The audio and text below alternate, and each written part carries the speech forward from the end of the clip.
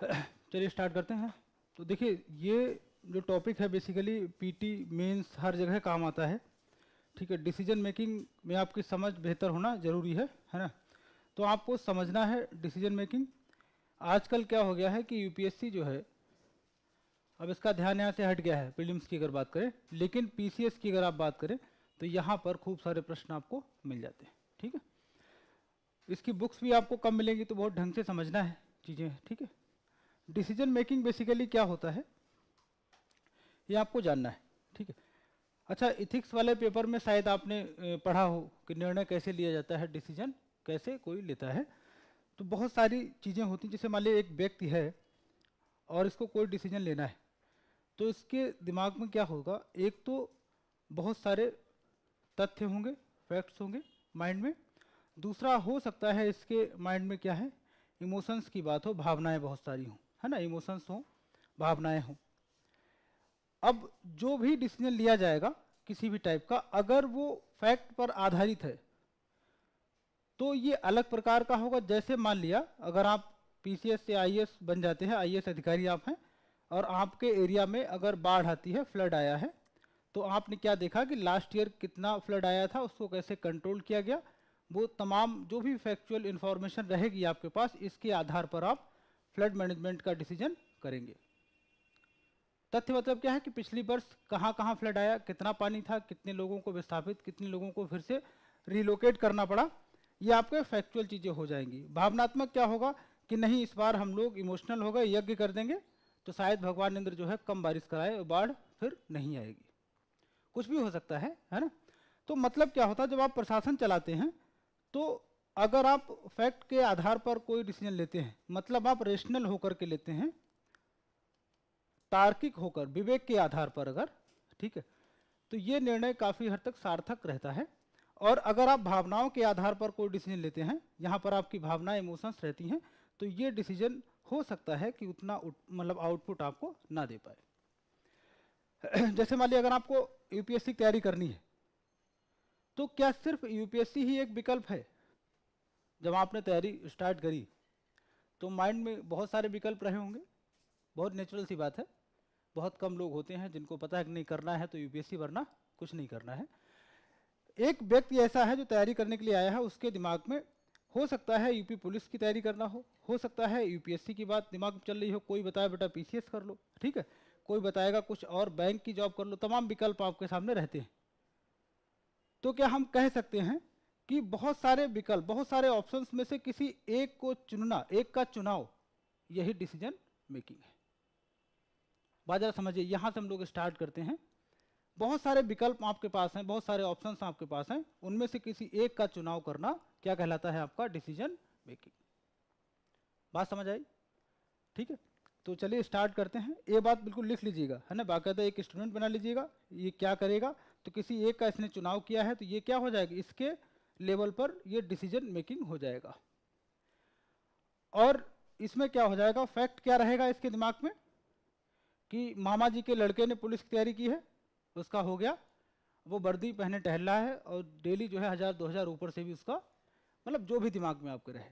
ठीक है, इमोशंस ये है कि अब घर में या गांव में कोई हमें दबाएगा नहीं, क्योंकि आप किस में आ गए हम, ये भावनाएं हैं, तथ्य थोड़ी है ये, है ना। तो मतलब आपको समझना क्या है कि बहुत सारे ऑप्शंस जहां पर रहते हैं, उनमें से किसी एक का चुनाव क्या कहलाता है? आपका डिसीजन मेकिंग। चलिए स्टार्ट करते हैं। एक बड़ा नाम है इसमें डिसीजन मेकिंग में,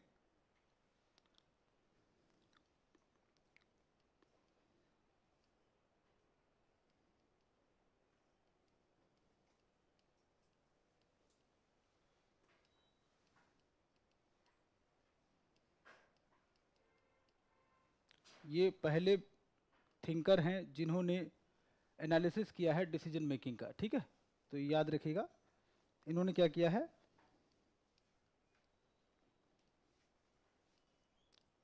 broad analysis on decision making.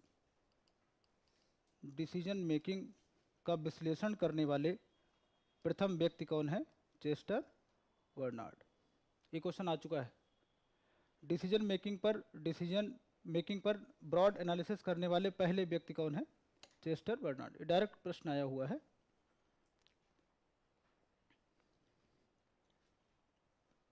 ठीक है। तो इन्होंने क्या बोला था, इनके अकॉर्डिंग क्या होता है, एक लाइन लिख लीजिएगा, है ना, एक लाइन लिखिएगा।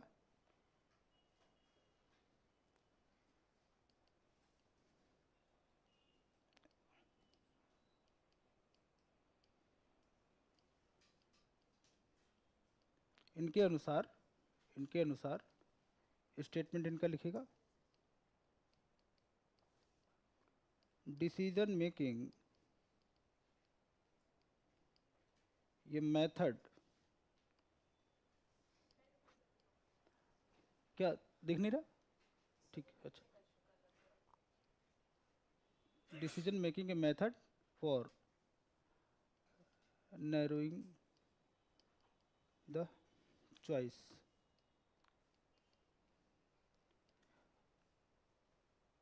विकल्पों को संकीर्ण बनाने की विधि डिसीजन मेकिंग कहलाती है। विकल्पों को संकीर्ण बनाने की विधि डिसीजन मेकिंग कहलाती है। इसका अर्थ क्या है, मतलब बहुत सारे ऑप्शंस हैं, option A, B, C, D, E, बहुत सारे ऑप्शन अगर दिए जाएं आपको, इनमें से कितने आपके लिए अच्छे रहेंगे, तो उनका चुनाव करना, मान लिया 1 और 2, ए एंड बी ही आपके लिए ठीक हैं, तो ये क्या कहलाता है, ये संकीर्णन या नैरोइंग द चॉइस। तो अगर बहुत सारे विकल्पों में से कुछ विकल्पों का चुनाव करना हो तो यही कहलाता है आपका डिसीजन मेकिंग। ये किसने कहा था, चेस्टर बर्नार्ड। ठीक है, एग्जाम्पल लिख लीजिएगा, बहुत सारे ऑप्शन है, इसमें से कुछ का चुनाव करना ये डिसीजन मेकिंग कहलाता है।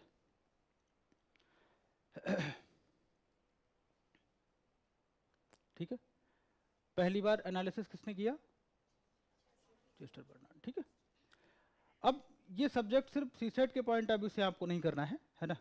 जैसे मान लिया आप अगर मेंस में आंसर राइटिंग कर रहे हैं, तो आंसर राइटिंग क्या है, डिसीजन मेकिंग है, आपको लिखना क्या है।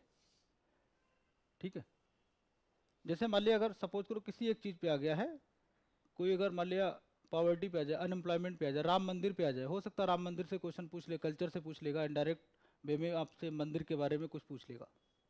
आर्ट एंड कल्चर में आप जो है नागर शैली एक बार देख लीजिएगा। ठीक है, तो हो सकता है राम मंदिर के बारे में आपसे वो कुछ पूछ ले। ठीक है, तो लिखने से पहले माइंड में कुछ थॉट्स आएंगे, विचार आएंगे, वही विचार क्या हो जाएगा, क्या लिखेंगे, इसका निर्णय करना है ना भाई, डिसाइड करना। बहुत सारा ऑप्शन होगा आपके पास। जैसे मान लिया अगर पॉवर्टी की बात करें, गरीबी की बात करें, तो दिमाग में बहुत सारे आइडियाज आ रहे होंगे ना, बहुत सारी लाइनें टहल रही होंगी। जब आप यूपीएससी मेंस लिख रहे होंगे तो बहुत सारी लाइन्स में कुछ का चुनाव करना, ये क्या कहलाएगा आपका, डिसीजन मेकिंग। ठीक है, अगर इमोशनल हो गए कि नहीं सर गरीबी हमारे यहाँ बहुत ज़्यादा है, गरीब लोग हमसे देखे नहीं जा रहे, मैं तो डेली खाना खिलाता हूँ, तो ये सब फालतू वाली बातें। क्योंकि आपको काम करना है जिस सिस्टम के साथ, वहाँ पर मेन चीज़ क्या है, फैक्ट्स, तथ्य। अगर कोई व्यक्ति गरीब है, इट मीन्स कि वो डिमांड कम करेगा। बात जरा समझिएगा, है ना। कहीं भी किसी सब्जेक्ट की बात करें, अगर वो गरीब है तो इनकम उसकी कम है, इट मीन्स कि डिमांड कम करेगा। डिमांड कम करेगा तो मार्केट में क्या हो जाएगा, ग्रोथ रेट अपने आप ही क्या हो जाएगा, कम हो जाएगा। तो हमें क्या करना होगा, लोगों की पॉकेट में पैसे का फ्लो बढ़ाना होगा। तो आपको ध्यान क्या रखना है कि जो भी चीज़ें लिखनी है, मैक्सिमम चीज़ें किस पर आधारित होनी चाहिए, तथ्य पर। लेकिन क्या सिर्फ फैक्ट सब कुछ होता है। जब आपका सिलेक्शन हो जाएगा या पेपर 4 जब आप पढ़ेंगे, तो लोग क्या बोलते हैं, आपके दिल में क्या होना चाहिए, इमोशंस भी होने चाहिए। विदाउट भावना है ही नहीं। थोड़ा सा आपको क्या रखना चाहिए, दिल में थोड़ी सी करुणा भाव होना चाहिए, कंपैशन भी होना चाहिए, है ना, भावनाएं भी होनी चाहिए। लेकिन जो सबसे अच्छी बात मानी जाती है कि नियर बाई 90% जो है रोल किसका होना चाहिए, वो फैक्ट का होना चाहिए। किसी ने बोला कि नहीं बेटा पढ़ने बहुत अच्छे हो, तुमने टॉप किया है, 85% हमेशा आपका रहा, है ना, केजी से लेकर अभी तक 85%, यूपीएससी अप्लाई करो, रैंक आ जाएगा टॉप 50 में। अब आप इमोशनल हो गए, नौकरी को छोड़ दी जहाँ कर रहे थे। जरूरी नहीं यूपीएससी में भी आप 85% ले आए, यहाँ तो 50% पे टॉप हो जाता है। तो मतलब क्या है, तथ्य जानिए कि क्या सच में आप एनालिसिस कर पाएंगे, यूपीएससी का सब कुछ जानते हैं। तो भावनाएं यहाँ पर हावी नहीं होनी चाहिए, है ना, दिल पे नहीं लेना है। अगली लाइन लिखिएगा प्लीज। तो पहले व्यक्ति कौन है आपके, चेस्टर बर्नार्ड। दूसरा लाइन लिखिएगा प्लीज। सिंपल सी लाइन है, decision is outcome of decision making. क्या बात सही है? डिसीजन बेसिकली जो निर्णय आप लिया है,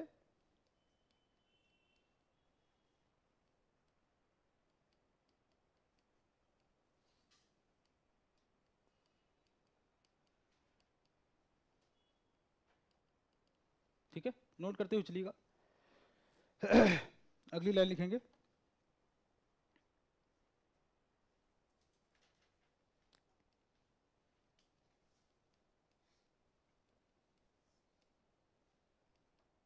पॉलिसी मेकिंग एंड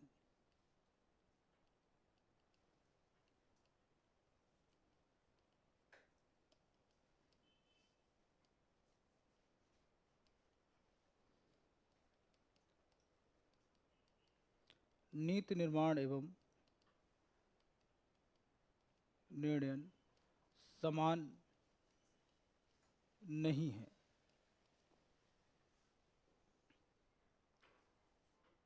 एक एक लाइन नोट कर लीजिएगा, ठीक है, क्योंकि मार्केट में बुक्स नहीं आती इन सब टॉपिक्स की, ठीक है। तो डिसीजन मेकिंग और पॉलिसी मेकिंग आपका सेम नहीं है, लेकिन इसको ज़रा समझ लीजिएगा। जैसे अगर आप देखें लोकसभा की बात करें, तो लोकसभा की अगर हम लोग बात करते हैं, ठीक है, तो लोकसभा में क्या होता है बेसिकली, जो भी समस्याएं रहेंगी तो मेंबर ऑफ पार्लियामेंट इनके माध्यम से समस्याएं कहाँ तक जाती हैं, लोकसभा तक पहुँचेंगी, और यहाँ पर जो है फिर पॉलिसी मेकिंग का काम किया जाता है। फॉर एग्जाम्पल, अगर किसी ने बताया होगा 2004-5 में कि सर गांव में लोगों के पास काम नहीं है, एम्प्लॉयमेंट नहीं है, क्योंकि लोग क्या है, ऐसे लोग जो अनस्किल्ड हैं, अकुशल हैं, इनके पास कोई काम नहीं है, समस्या ये है ना, तो इनके लिए कुछ ऐसा किया जाए ताकि इनको काम मिल जाए। तो ये जब बात पहुंचेगी लोकसभा में 2005 में, आप देखेंगे 2005 में मनरेगा एक्ट जो है, तब नरेगा हुआ करता था, नरेगा एक्ट बनकर के पास हो जाएगा। तो मतलब ये है कि डिसीजन मेकिंग यहाँ पर लिया गया, डिसीजन मेकिंग यहाँ हुआ कि हमें कौन सी समस्या को पटल पर रखना है, हाउस में किसको रिप्रेजेंट करना है, समस्या कौन सी है, लोगों को क्या मिलना चाहिए, काम मिलना चाहिए। तो ये समस्या हो गई। अब इसी पर काम किया गया, एक पॉलिसी मेकिंग के तहत एक नीति बनाई गई, एक योजना बनाई गई, ताकि जो समस्या थी, जो सोल्यूशन, मतलब जो प्रॉब्लम थी, इसका सोल्यूशन मिल सके। क्योंकि डिसीजन मेकिंग का अल्टीमेट गोल ये होता है कि किसी भी समस्या का समाधान, है ना। तो दोनों चीजें एक तो नहीं है, decision making and policy making दोनों एक नहीं है, लेकिन काफी हद तक एक दूसरे से जुड़े हुए हैं। समझ आई बात नहीं, कनेक्टेड हैं एक दूसरे से, लेकिन दोनों सेम नहीं है। ये स्टेटमेंट आ चुका है प्रीलिम्स में, बात समझिए। जब तक डिसीजन मेकिंग नहीं होगा तब तक पॉलिसी मेकिंग स्टार्ट कर पाएंगे आप। अब आपको पता चला कि नहीं यूपीएससी की तैयारी करनी है, तभी ना कोचिंग ज्वाइन करेंगे, करंट अफेयर्स पढ़ेंगे, बाकी काम तभी करेंगे, और पता नहीं करना क्या है, तो हो सकता है भजन गाने लगे सुबह शाम। जब तक डिसीजन नहीं होगा, डिसीजन के अकॉर्डिंग आप डिसाइड कब करेंगे क्या करना है, ठीक है। तो पॉलिसी मेकिंग मतलब टाइम टेबल। एक विद्यार्थी अगर है, उसने चुनाव कर लिया है कि यूपीएससी की तैयारी हमें करनी है, तो यूपीएससी की तैयारी, तो पॉलिसी क्या हो जाएगी, टाइम टेबल बनाओ, अपना पढ़ाई वढ़ाई करो। तो दोनों क्या है, एक तो नहीं है। ये विचार करना कि हमें यूपीएससी के बारे में मतलब जो है सोचना है या एग्जाम देना है, और उसके लिए अप्रोच करना, तैयारी करना, दोनों अलग चीजें हैं, लेकिन एक दूसरे से क्या है, कनेक्टेड है, ठीक है। तो ये बात समझ लीजिए, दोनों एक नहीं लेकिन कनेक्टेड है, ठीक है। तो लिख लीजिएगा प्लीज।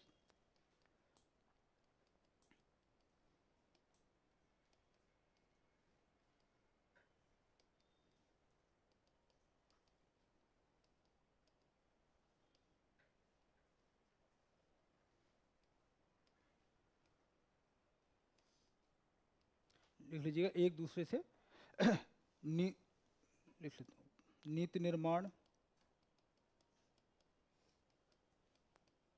एवं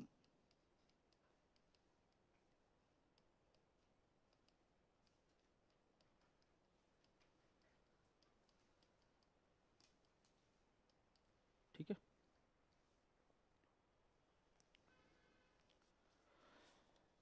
अगली लाइन कही जाती है वो लिखिएगा, है ना।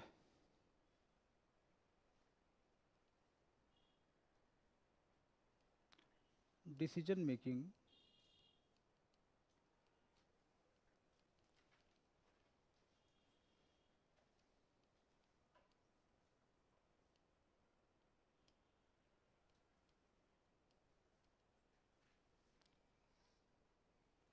डिसीजन मेकिंग बेसिकली क्या है, to select any one option, जितने भी ऑप्शन आपके पास रहेंगे उनमें से क्या करना है, किसी एक का चुनाव क्या कहलाता है, डिसीजन मेकिंग कहलाता है।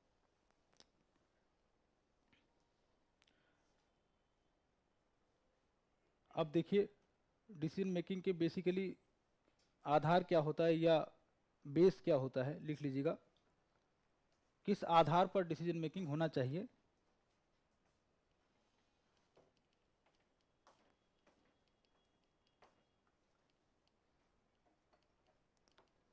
अब आप इसमें अपने आप को रखिएगा, इस पूरी पिक्चर में अपने आप को शामिल रखिएगा।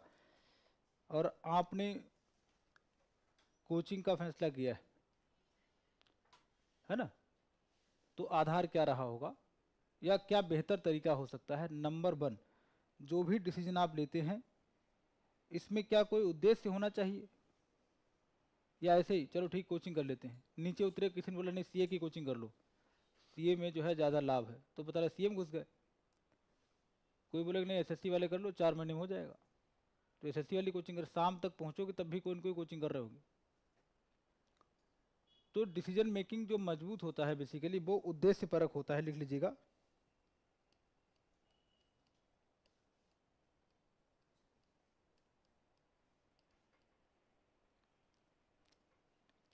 लिख लीजिएगा, निर्णयन उद्देश्य परक होना चाहिए। जब 4 लोग बैठे तो कोई उद्देश्य लेकर के बैठे, है ना। दूसरा लिखिएगा, डिसीजन मेकिंग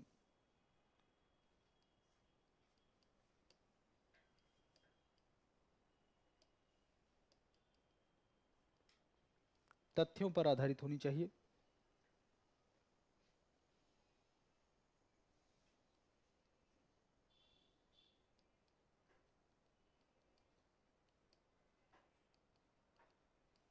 इससे क्या क्या मिलना चाहिए आपको, एक तो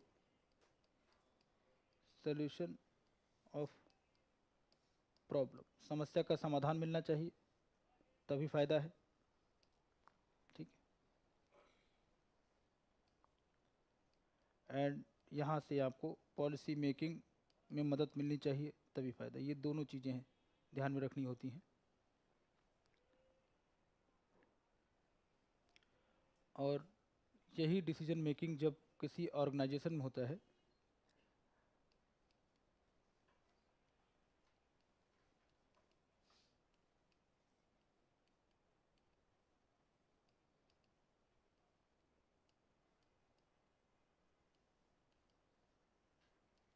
किसी संगठन में जब डिसीजन मेकिंग होती है तो किस प्रकार से रहता होगा डिसीजन मेकिंग का प्रोसेस, वो देखिएगा। सबसे टॉप पोजीशन पर जो व्यक्ति रहेगा, सपोज करो ये क्या है, चेयरमैन है किसी ऑर्गेनाइजेशन का। इसके बाद में दूसरे व्यक्ति हो सकता है वाइस चेयरमैन हो ये, मतलब ये आपका अपर लेवल हो जाएगा संस्थान का। इसके बाद में इनके नीचे ऑफिसर्स, और ऑफिसर्स के नीचे जूनियर इनके रहेंगे,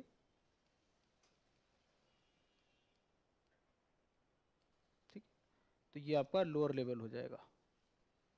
किसी संगठन में upper level and lower level दोनों ही होता है, तो दोनों जगह पर डिसीजन मेकिंग की प्रक्रिया होती है अलग अलग। अगर आप देखें यहाँ पर भी लोअर लेवल में भी यहाँ डिसीजन मेकिंग का प्रोसेस देखने को मिलेगा, और यहाँ पर भी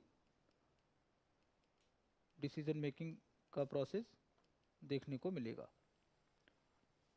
अगर किसी ऑर्गेनाइजेशन में लोअर लेवल पर डिसीजन मेकिंग की अथॉरिटी नहीं है तो वह ऑर्गेनाइजेशन खत्म हो जाता है, ठीक है। चाहे घर है, घर भी एक कंपनी तो है। अगर एक बच्चे को दिवाली में पटाखे छुड़ाने के लिए आप पिताजी से परमिशन लेटर लिखाने जा रहे हो, पापा एक पटाखा छुड़ा लिए दूसरे के लिए साइन कर दीजिए, तो उस घर में बगावत हो जाएगी। है ना। मान लीजिए किसी कंपनी की बात करें, अगर फॉर एग्जांपल हम लोग टाटा की बात करें, तो देखिए टाटा की अगर बात करते हैं तो टाटा में अगर कार की एक डिजाइन को बनाना है तो ये फैसला कौन लेगा, लोअर लेवल या अपर लेवल। नई डिजाइन आई है या BMW का मॉडल आ गया, उसे कंप्लीट करना है आपको, तो मॉडल कैसा होना चाहिए कौन डिसाइड करेगा, अपर लेवल लोअर लेवल। ये काम अपर लेवल का है कि डीजल वाली कारें बंद कर देते हैं या जो भी डिसीजन लेना है, तो ये काम कौन करेगा, अपर लेवल। ठीक है, पॉलिसी मेकिंग का काम कौन करेगा, अपर लेवल। लेकिन जो भी नियम बन के आए हैं उनको लागू करना, मैन्युफैक्चरिंग में उन्होंने बोला है कि इंजन को ऐसा कर दो, कोई भी एक चेंज कर दिया, तो ये कौन करेगा, लोअर लेवल। ठीक है, तो दोनों के निर्णय जो होते हैं, दोनों का स्वभाव, दोनों का नेचर अलग अलग होता है, लेकिन किसी भी संगठन में upper level and lower level दोनों को डिसीजन मेकिंग की फ्रीडम रहनी चाहिए, वरना वो संगठन या चीजें खत्म हो जाती। स्वभाव में अंतर क्या है कि जो बड़े डिसीजन हैं जिनका प्रभाव पूरी कंपनी पर पड़ेगा, जैसे इन्होंने डिसाइड कर लिया है कि टाटा ने एक नई कार निकालनी है ना, मान लिया टाटा A1 एक नई कार आ गई, ये किसने डिसाइड किया होगा, अपर लेवल ने। और इस कार को बनाना, मैन्युफैक्चरिंग करना, इस कार को मार्केट तक पहुंचाना, ऐड करना, ये कौन डिसाइड करेगा, फिर लोअर लेवल। इनका काम क्या है, जो भी पॉलिसी बनेगी तो निर्णय के आधार पर इसको इंप्लीमेंट कैसे किया जाए, ये फैसला कौन करेगा, लोअर लेवल। और बात को समझ आई नहीं है, सब ठीक है ना, तो चेहरे से लग नहीं रहा सब ठीक है। अपने आप को अपने घर में रखिए, फिर सोचिए, है ना। ठीक है, अगर आप किसान हैं तो कौन सी फसल लगाई जाए ये फैसला लगभग पिताजी ही करते हैं, लेकिन फसल कट गई है, ट्रॉली लेके जा रहे हो, तो पिताजी बोले हो सकता मंडी आप लिए चले जाओ, तो ये काम हो सकता है, आप अगर ईमानदार हैं तो ये अधिकार आपको दिया जा सकता है। पता लगा 2000 का बिका, माँ की समझदार है ना, तो ये चीज़ें अलग है। ठीक है, तो डिसीजन मेकिंग में 4 चीज़ें देखी जाती हैं। अगला देखिएगा, डिसीजन मेकिंग से आपको बहुत सारी चीज़ें सीखने को मिलेंगी, और PCS का फेवरेट जोन है ये। ठीक है, एक व्यक्ति हैं साइमन, तो हेडिंग डालेंगे साइमन मॉडल। UPSC और PCS के फेवरेट रहे हैं, साइमन लिखिएगा, साइमन्स मॉडल।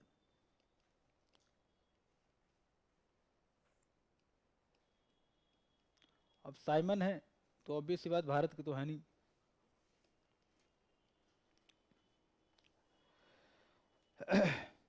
ये क्या बोलते हैं कि अगर किसी व्यक्ति को डिसीजन मेकिंग या इसको इफेक्टिव बनाना है तो इसके 2 आधार हो सकते हैं। मतलब साइमन क्या बोलते हैं, डिसीजन मेकिंग आप करिए ठीक है, लेकिन अगर इफेक्टिव करना है इसको, इसका प्रभाव गहरा हो, इफेक्टिव हो, तो इसके लिए आपको 2 तरीके से बातें सोचनी पड़ेंगी। इफेक्टिव कब होगा, निर्णय तो आप ऐसे भी ले सकते हैं, है ना। नंबर 1, एक तरफ की बात करेंगे, आपके निर्णय में मैक्सिमम क्या होना चाहिए, मतलब फैक्ट्स की बात करेंगे, दूसरे में इमोशंस की बात करते हैं।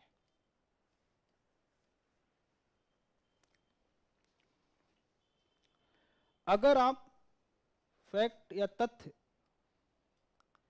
इनको आधार बनाते हैं तो आप रियलिटी की तरफ बढ़ेंगे, वास्तविकता की तरफ बढ़ते हैं। साइमन बोलते हैं कि अगर आप डिसीजन मेकिंग को इफेक्टिव बनाना चाहते हैं तो 2 चीजें हो सकती हैं। नंबर 1, पहला मेथड हो सकता है, पहली विधि हो सकती है कि आपका टोटल प्रोसेस किस पर आधारित होना चाहिए, फैक्ट पर। अगर आप ऐसा काम करते हैं तो आप कहाँ जाएंगे, रियलिटी की तरफ बढ़ेंगे। ये साइमन बात कर रहे हैं। क्या समाज में 100% रियलिटी के साथ आप जी सकते हैं?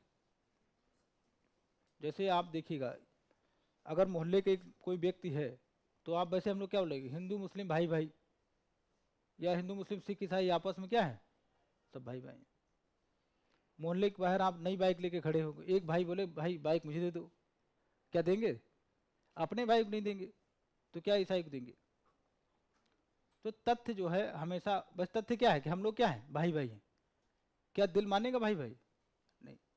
कई बार आदमी शाम के समय अलग ही मूड में होता है, खाना वाना खाने के बाद आदमी जो है कुछ ज़्यादा ही ऊर्जा प्राप्त कर लेता है अलग आधार से, तो उसे फ़ोन करो, अरे भाई बताओ कहाँ पर दिक्कत, तू भाई है मेरा, है ना, दोस्त नहीं भाई है, अपने भाई जैसा तुम्हें मानता हूँ, तू भाई जैसा है। लोग ये सब लाइन सुनी होंगी ना। सुबह 4 बजे फ़ोन अगर करो तो पहली बार उठेगा नहीं, मतलब उस समय आदमी 100% इन इमोशंस होता है, तथ्य आपके क्या हो जाते हैं, खत्म हो जाते हैं। तो अगर 100% इमोशंस के सहारे अगर आप चलेंगे तो क्या वो डिसीजन आपको रियलिटी की तरफ लेके जाएगा, वास्तविकता? बिल्कुल, ये रियलिटी आपको नहीं मिलेगी। 100% अगर इमोशंस के माध्यम से अगर आप जाते हैं तो वास्तविकता से आप दूर हो जाएंगे, इसलिए भावनाओं से दूर रहना चाहिए। ये कौन बोलता है? फिर क्या होना चाहिए? इमोशंस नहीं होना चाहिए। अगर आप इमोशंस की जगह पर आप एक काम कर सकते हैं, मतलब साइमन के मॉडल में भावनाओं की कोई जगह नहीं है, ये प्रश्न पूछा गया है। साइमन मॉडल कई सारे क्वेश्चन आए, अगर प्रीवियस ईयर आपने किया होगा सीसेट वाला तो आपको हर जगह पीसीएस में भी भरे पड़े होंगे। 2017 में कई क्वेश्चन थे साइमन मॉडल।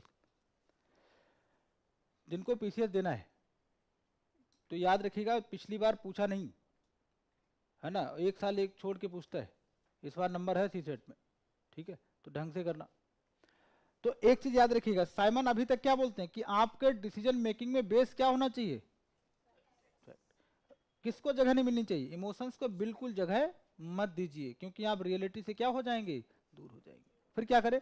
तो इन्होंने बोला कि एक काम कर सकते हैं कि आप डिसीजन हो सकता है समटाइम्स आपको वैल्यूज के आधार पर, मूल्यों के आधार पर डिसीजन लेना पड़े, यह संभव है। लेकिन जब भी आप वैल्यूज का प्रयोग करते हैं तो तभी करिएगा जब आपको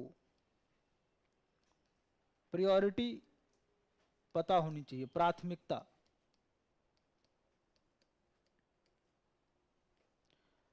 बहुत सारे ऑप्शंस हैं, प्राथमिकता समझते हैं ना, किसको पहले करना चाहिए। तो पहली प्रायोरिटी में अगर कोई मेथड आपको मतलब हेल्प कर रहा है तो उसको आप पिक कर सकते हैं, बेशक वहां पर फैक्चुअल इंफॉर्मेशन ना हो। देखिए, तथ्य तो 100% प्रयोग करने चाहिए, साइमन मतलब बात कर रहा है, ठीक है, लेकिन इमोशंस की कोई जगह नहीं होनी चाहिए। कौन बात कर रहा है? साइमन इमोशंस की बात करते ही नहीं है। इन्होंने ये बात बोली है कि वैल्यूज का प्रयोग कर सकते हैं। अगर आपको प्रायोरिटी पता है तब आप किसका सहारा ले सकते हैं? वैल्यूज का, ठीक है। अब संकट यही है ना कि प्रायोरिटी सेट अगर आपको करना है तो ये भी एक टाइप का डिसीजन मेकिंग है। पहले क्या करना है, क्लास के बाद घर पे क्या करें, प्रायोरिटी में क्या है, हिस्ट्री पढ़ लें, पॉलिटी पढ़ लें, सर समझ नहीं आ रहा क्या कर लें, ये भी क्या है, प्रायोरिटी सेट ही नहीं हो रही। और फैक्ट क्या है, चेक करो, जो भी टेस्ट दे रहे हो, स्कोर जिस सब्जेक्ट में सबसे घटिया स्कोर है उस पर काम ज़्यादा करिए, फैक्ट तो यही बताएगा ना।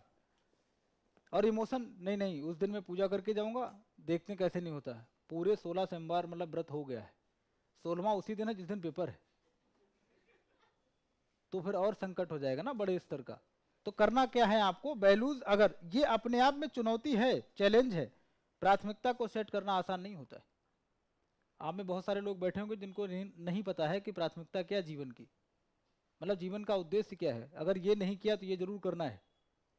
बहुत कम लोग होते हैं, लड़के तो फाइनली इस मामले में उनका कोई स्तर नहीं होता है, मतलब क्या करना चाहते हो सर, अभी देखते हैं, अभी तो बस एग्जाम हो जाए उसके बाद तय करते हैं। लड़कियों का थोड़ा तब भी रोड मैप क्लियर होता है कि नहीं सर सिलेक्शन हो जाए उसके बाद ये करना, उसके बाद समाज सेवा करनी, उसके बाद ये करना है, जो भी अलग अलग टारगेट होते हैं। लड़कों से पूछो, सर देखेंगे बाकी जो होगा देखा जाएगा, है ना।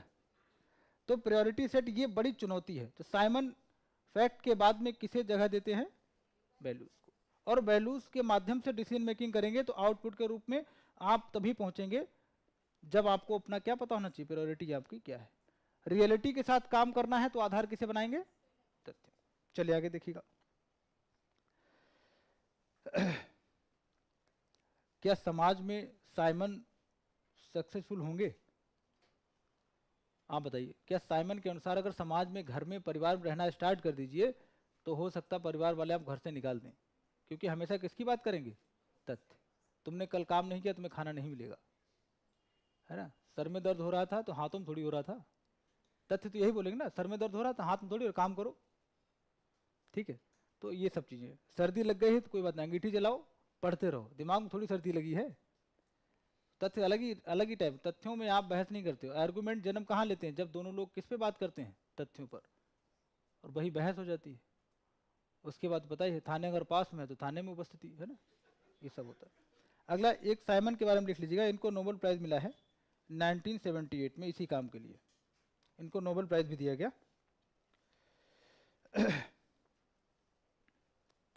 तो बड़ा आदमी है ना। और साइमन, एक लाइन में इनसे पूछा गया कि डिसीजन मेकिंग को डिफाइन कर दीजिएगा, तो लिखिएगा अकॉर्डिंग टू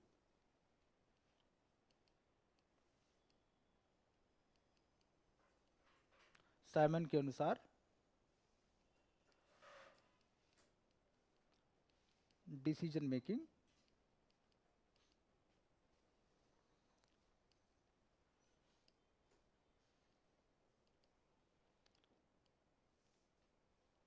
एक चयन प्रक्रिया है।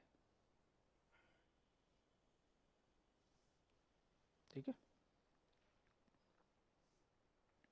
इनको नोबेल प्राइज भी मिला है 1978 में।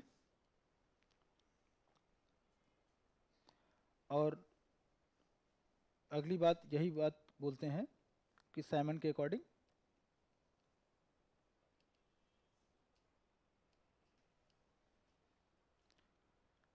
जब आप डिसीजन मेकिंग की बात करते हैं तो इनसे पूछा गया कि डिसीजन मेकिंग के बेसिकली बेनिफिट्स क्या क्या हो सकते हैं या क्या चीज़ें ध्यान में रखनी चाहिए। तो इन्होंने एक तो बताया है कि इससे आपको बेनिफिट होना चाहिए, नहीं मैक्सिमम बेनिफिट, मैक्सिमम बेनिफिट की बात करते हैं। डिसीजन मेकिंग से अधिकतम लाभ की प्राप्ति होनी चाहिए। और दूसरी महत्वपूर्ण बात क्या है? सिर्फ बेनिफिट ही नहीं, यूटिलिटी की भी बात यही करते हैं, उपयोगिता की भी बात यही करते हैं। ठीक है, मैक्सिमम बेनिफिट, और सिर्फ बेनिफिट नहीं, यूटिलिटी भी होनी चाहिए। मतलब भविष्य में इसका प्रयोग कितना किया जा सकता है।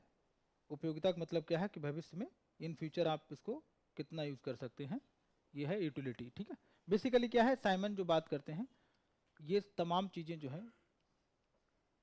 इकोनॉमिक डेवलपमेंट की है।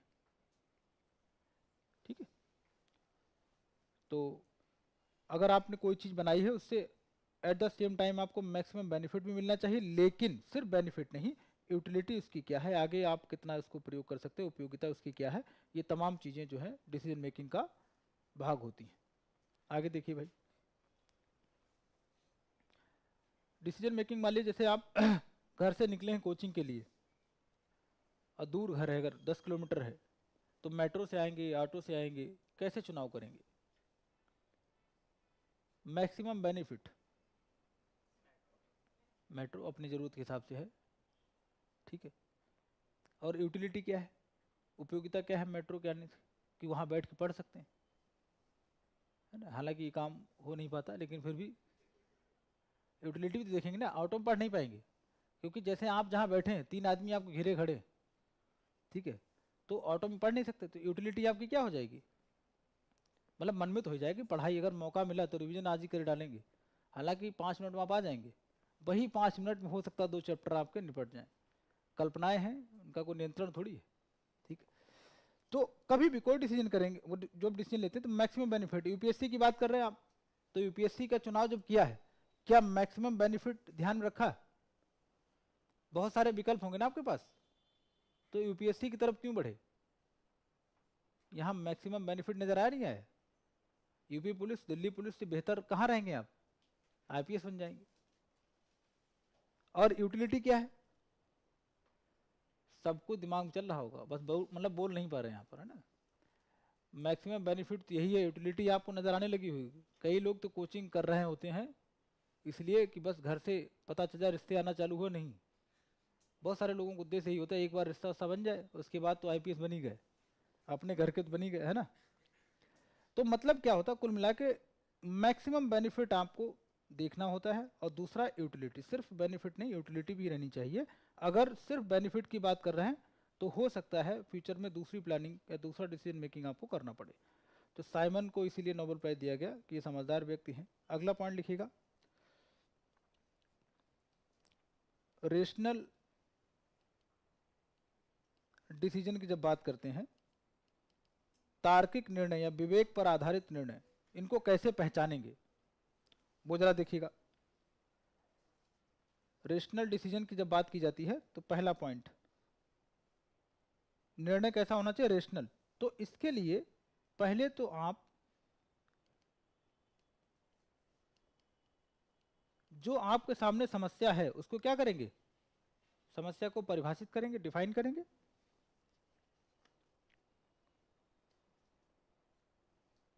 उसके बाद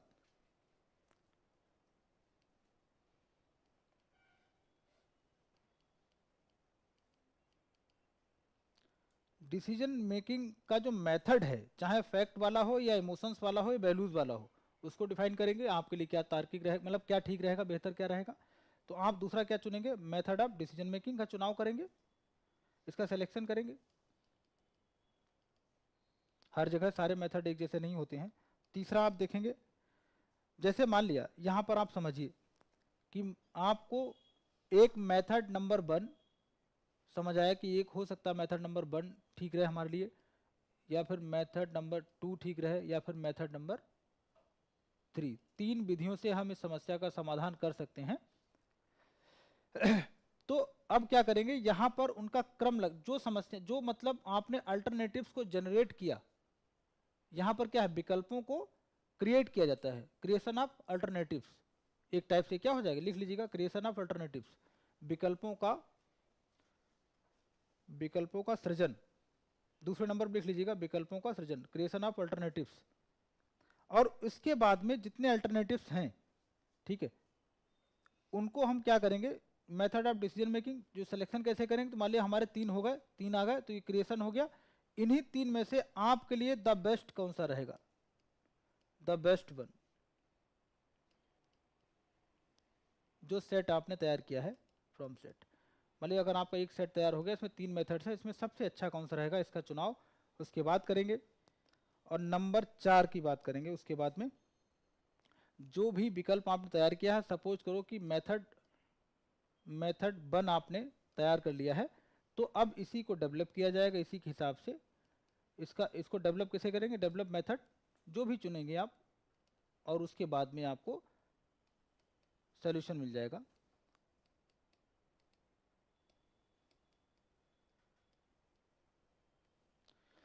जिस भी समस्या के मतलब जो सिलेक्शन, जो अल्टरनेटिव्स अगर कम है, विकल्प अगर कम है, तो उसमें 2 चीजें हो सकती हैं, या तो समस्या नई है या समस्या जटिल है।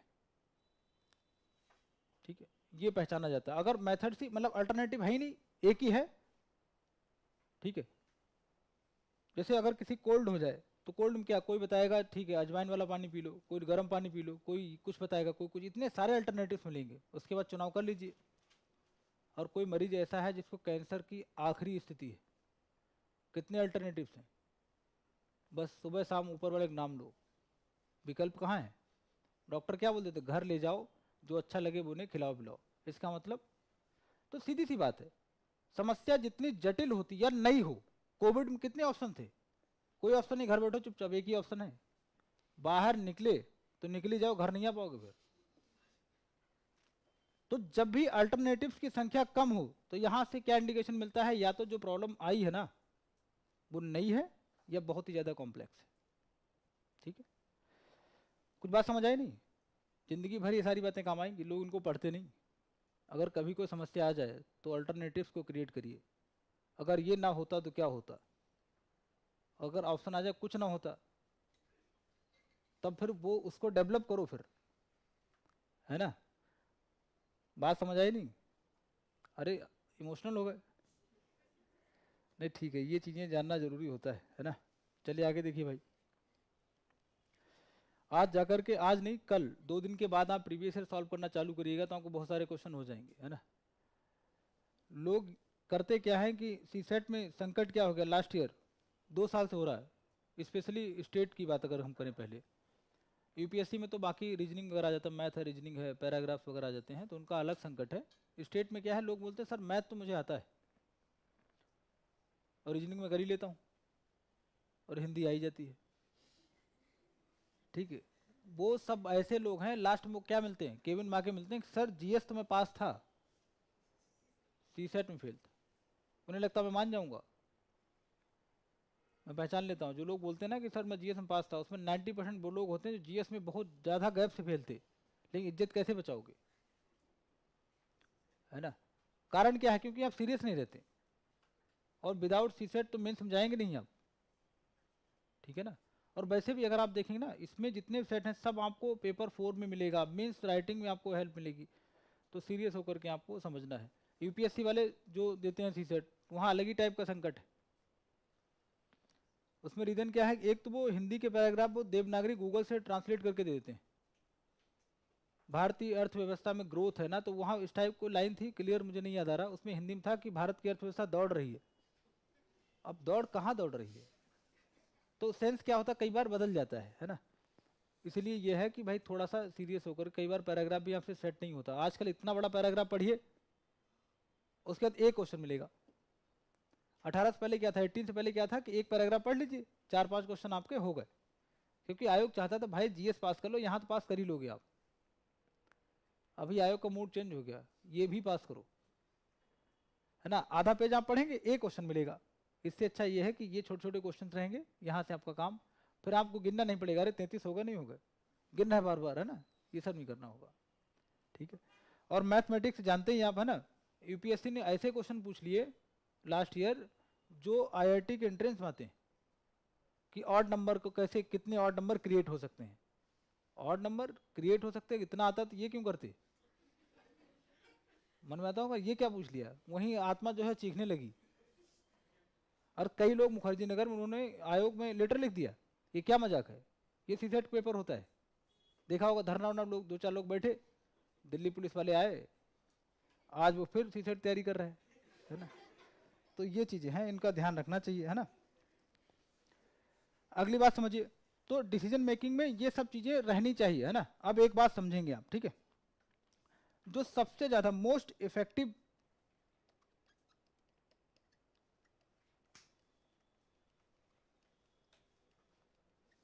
डिसीजन मेकिंग, सबसे ज्यादा प्रभावी निर्णयन का जो तरीका है, उसमें 3 आधार बताए गए, ठीक? नंबर 1,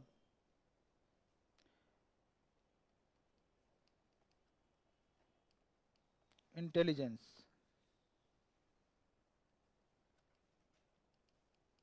बुद्धिमत्ता।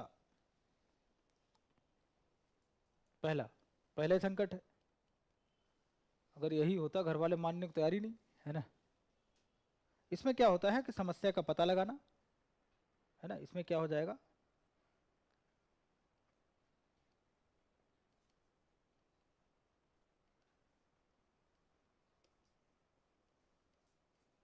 आइडेंटिफिकेशन होना बहुत जरूरी है, समस्या का पता लगाना। उसके बाद क्या तथ्य हैं, फैक्ट्स क्या हैं, ठीक है? बाकी जो डेटा है, जो आंकड़ा है आपके पास, वो सब आपके सामने होने चाहिए। आफ्टर सिलेक्शन, ये पूरा एक चैप्टर है डिसीजन मेकिंग का, जब जाएंगे ट्रेनिंग में तो एक पूरा चैप्टर आपको पढ़ना पड़ेगा डिसीजन मेकिंग। आप आईपीएस हैं, हमला हो गया या कोई समस्या अगर है तो कैसे करेंगे? एक वेब सीरीज देखी होगी भौकाल करके, देखी किसी ने? नवीन सिकेरा, डिसीजन मेकिंग देखिए कितनी शानदार है उसकी। कई बार वो डिप भी करता है कि तुम्हारा ट्रांसफर कर देंगे शाम तक नहीं कंट्रोल किया तो, लेकिन उसका प्लान बहुत शानदार था क्योंकि आंकड़े उसके पास सब थे। तो देखिए पहला स्टेप क्या है, बुद्धिमत्ता पर आधारित है। इसमें 3 चीजें होती हैं, समस्या क्या है, बड़ी लड़ाई तो यही जीवन में, हमें पता ही नहीं समस्या क्या है, ठीक है? दूसरा आप देखिएगा,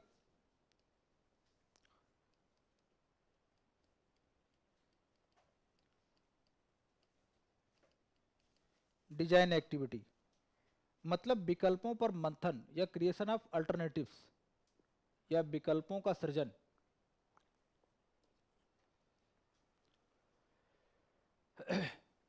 विकल्पों का सृजन, creation of alternatives. And third one is, यहां पर चॉइस की बात करेंगे, यहां पर जो है फिर आप चॉइस की बात करेंगे, मतलब यहां पर आप चयन की बात कर पाएंगे, कौन सा अल्टरनेटिव, अगर 3 चीज़ों के माध्यम से आप डिसीजन मेकिंग करते हैं तो सबसे ज़्यादा इफेक्टिव होता है। सबसे बड़ी चुनौती पहली है कि आपको समस्या का पता होना चाहिए, उसके बाद तथ्य होने चाहिए, उसके बाद आपके पास आंकड़े होने चाहिए। ठीक है,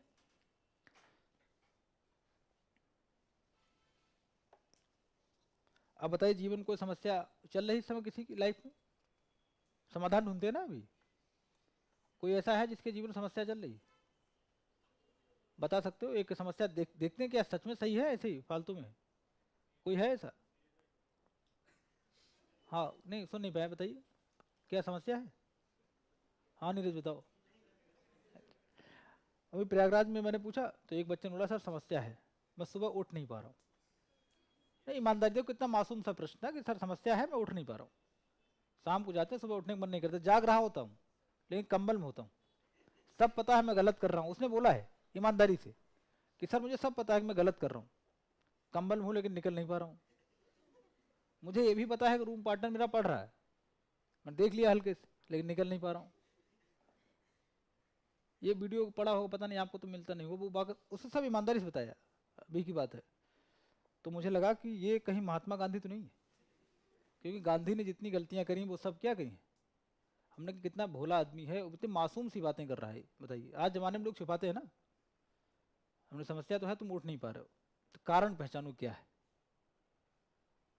कारण क्या है। तो भाई आइडेंटिफाई करिए कि आप नहीं उठ पा रहे हैं तो इसके पीछे कारण क्या होगा। आलस्य है, ये खुद उसने बोला सर आलस है, मैं जानता हूं सर आलस है। तो इसके समस्या हमने कहा एक बिल्कुल रियल बात उसको बताई कि समस्या यह है कि आप अपने उद्देश्य को नहीं जानते। तो सीरियस सी बात, आप देखिए समस्या क्या है, जिसको पता है यूपीएससी बनना है या पीसीएस बनना है और वो जानता हमारा ऑब्जेक्टिव ये है, तो वो उसे नींद नहीं आएगी, इस समय नहीं आएगी। पूरी रात आप मतलब जो है 2 ढाई 3 घंटे ऐसी नींद आएगी जो वास्तव में जरूरी होती है एकदम, है ना, जो डेड बॉडी होके पड़े हुए हैं ना, डेड स्लीप, बाकी तो फिर आपकी आंख खुलती रहेगी। अगर आप उद्देश्य ही नहीं जानते, तो उसने कहा सर मुझे तो पता है, पापा ने बताया कि यहाँ पर तैयारी करना और मेरे भाई भी कर रहे हैं, सब लोग कर रहे हैं, तो मुझे पता है यूपीएससी के बारे में। हमने कहा यूपीएससी क्या देना है, कि सर पहले पीसीएस तो उसके बाद यूपीएससी। हमने तो कन्फ्यूजन है ना।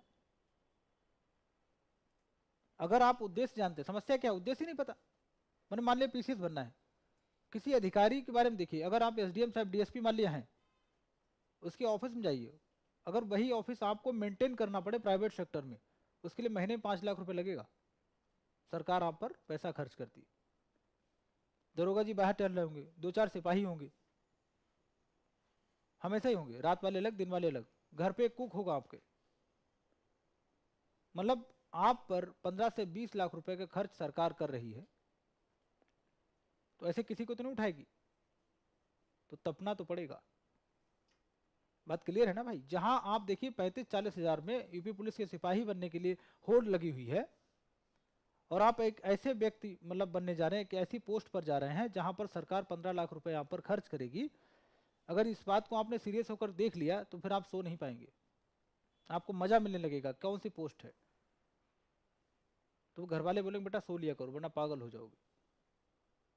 तो उसने बोला सर हाँ ये हो सकता है कि मैंने कभी ऑफिस पर मतलब देखा नहीं किसी को। मैंने कहा अपने एरिया में जाइए और किसी का ऑफिस ऐसे जाना कि सर बस मिलना था, 2 मिनट मिल के आइए एक बार, देखिएगा तो आपको पता चलेगा जिस विकल्प का चुनाव आपने किया है वो इतना बड़ा है, एक बड़ा यज्ञ है ना।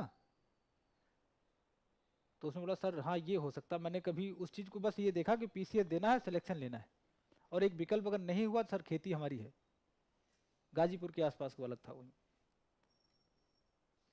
तो मतलब क्या है कि जब तक आप अपनी समस्या बुद्धिमत्ता का प्रयोग नहीं करेंगे, बहुत सारे लोग आप होंगे जैसे सुबह नहीं उठ पा रहे, 2 4 लोग होंगे इस संकट में फंसे हुए, अभी समझ आ रहा होगा है ना, बात कुछ समझ आई नहीं। ये 3 चीजें होती हैं, अगर इस मेथड का प्रयोग किया जाए तो सबसे ज्यादा इफेक्टिव समाधान निकलता है। लेकिन समस्या यही, अगर आपको समस्या ही नहीं पता है तो सबसे बड़ी समस्या तो एक समस्या ही नहीं पता, ऐसे टहल लो है ना, किसी ने बता दिया वो बाबा जी हैं वहां कल्याण हो जाएगा, बाबा जी क्या लेटे पड़े, बाबा जी खुद कल्याण चक्कर में है ना।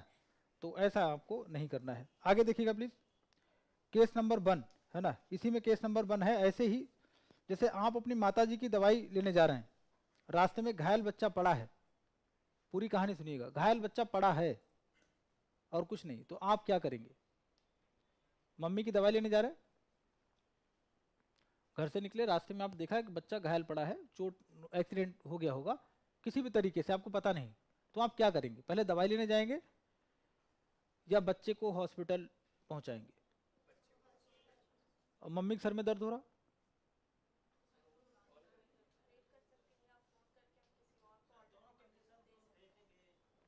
क्या देखेंगे?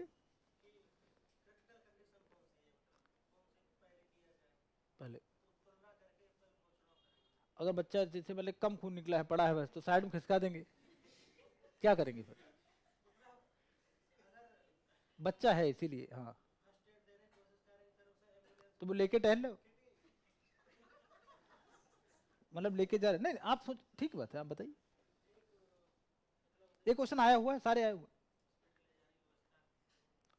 तो किसी के माइंड में नहीं आया कि हम पुलिस को फोन कर देंगे, एम्बुलेंस को फोन कर देंगे, कर सकते, मतलब विकल्प है ना। लेकिन देखिए, अगर साइमन है, साइमन क्या बात कर, तथ्य देखिए, इस बच्चे से आपका कोई कनेक्शन नहीं है, तथ्य क्या है, मम्मी से आपका कनेक्शन है, तो पढ़ा है बच्चा, ठीक है, हमें क्या मतलब, क्योंकि उससे हमारा कोई संबंध ही नहीं है, तो सोसाइटी के लिए साइमन खतरा है। कई लोग मानते हैं साइमन को सोसाइटी में नहीं लागू किया जा सकता है, तो आप पहले क्या करेंगे, उस बच्चे को मेडिकल सपोर्ट के लिए हॉस्पिटल लेके जाएंगे, ठीक है, क्योंकि मम्मी की दवाई लेने जा रहे हैं, मम्मी को लेके नहीं जा रहे हैं, अगर मम्मी को लेके जाते तो मम्मी भी क्या है, गंभीर है, सीरियस है, तो पहले बच्चे को लेके जाएंगे। अब दूसरा केस देखिए, इसी में अगर आपने देखा दूर से है, एक स्कूटी वाले ने उसे टक्कर मारी, बच्चा गिर गया, स्कूटी वाला भाग गया, नंबर आपने पढ़ लिया, अब क्या करेंगे? अगर आप चाहें तो स्कूटी वाले को दौड़ा के पकड़ सकते हैं, इस रेंज में है वो,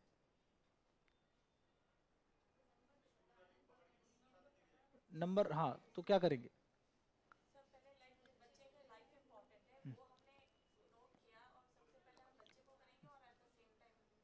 ठीक, और बताइए। देखिए यहाँ पर भी एक चीज समझिएगा, इसमें क्या, ये दोनों केस आए हुए हैं, आप प्रीवियस ईयर कर नहीं रहे, आपको पता नहीं, उसमें क्या है, ये जैसे बच्चा जो है ना, उसको देख लिया स्कूटी वाले को जाते हुए, कई लोग स्कूटी वाले को दबोचने, जो अभी जिम से निकले हैं, वो कब दिखाएंगे कि हम जिम जा रहे हैं? सही बात क्या है, बच्चे को हॉस्पिटल लेके जाइए, वो नंबर आप अपना नोट कर लीजिएगा, हॉस्पिटल पहुंच के फिर अपना पुलिस वाले को फोन करिए कि स्कूटी नंबर ये था, इसने एक्सीडेंट किया है, ठीक है। दोनों केस में क्या मायने रखता है कि आपको पहले, सबसे पहले लाइफ को जो है बचाना है, ठीक है। अब एक चीज और है, तीसरा केस देखिएगा, एक महिला जो है, एक लेडी है, मतलब, और आप एक आईएएस अधिकारी, मतलब आईपीएस हैं, आपके पास एक महिला आती है, बोलती है कि ससुराल में डोमेस्टिक वायलेंस हुआ है, लोगों ने मुझे मारा है, ठीक है, और हमारे ससुराल वाले बहुत मजबूत हैं, पॉलिटिकल कंट्रोल उनका बहुत ज़्यादा है, तो एफआईआर किसी ने मेरी लिखी नहीं वहाँ पर थाने में, इसलिए मजबूरी मुझे आपके पास आना पड़ा। अब आप कौन सा कदम उठाएंगे? डोमेस्टिक वायलेंस हुआ है, घरेलू हिंसा का शिकार है महिला, ठीक है। अब आप निर्णय करिए, तथ्य निकालिए, वो सब कैसे क्या करेंगे? जो 3 मेथड अभी आपने सीखे हैं ना, इनमें देखिए क्या करेंगे। पहला क्या है कि महिला आपके पास आई, क्यों आई? डोमेस्टिक वायलेंस हुआ, और एफआईआर नहीं लिखा गया है थाने में, क्यों? क्योंकि पॉलिटिकल कंट्रोल उनका ज़्यादा है, चाचा विधायक होंगे, एफआईआर नहीं लिखा गया। अब आप क्या करेंगे? आप आईपीएस अधिकारी हैं, अब आपके सामने समस्या है, तो पहला कदम आपका क्या होगा? एक एक आदमी एफआईआर लिखकर,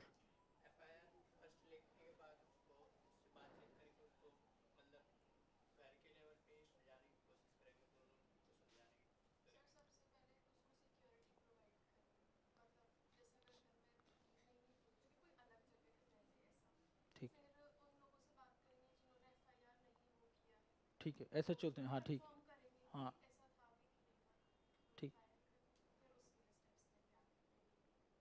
ठीक, आईपीएस एफआईआर नहीं लिखेगा, पहली बात ये, ठीक है। वो अब ये काम थोड़ी है, कप्तान साहब एफआईआर लिख रहे हैं, है ना? बिल्कुल सही बात है, जिन लोगों ने नहीं लिखा है, जो क्षेत्राधिकारी है, जो एसएचओ है आपका, या सर्किल ऑफिसर जो है, उससे संपर्क आप करेंगे कि ऐसा क्यों हुआ। लेकिन खैर, पहले और मेथड बताइए, किसी का और माइंड में आइडिया आ रहा? सेम आइडिया है, कुछ इसके अलग कुछ है किसी के माइंड में? आप सारे तथ्य देख ही नहीं रहे हो। एक महिला आती है, वो क्या बोलती है, घरेलू हिंसा हुई है, लोगों ने मारा कूटा है। कैसे करेंगे बेटा? आसपास वाले उन्हें पड़ोसी पड़ोसी कभी दुश्मनी नहीं लेते। Medical, yes.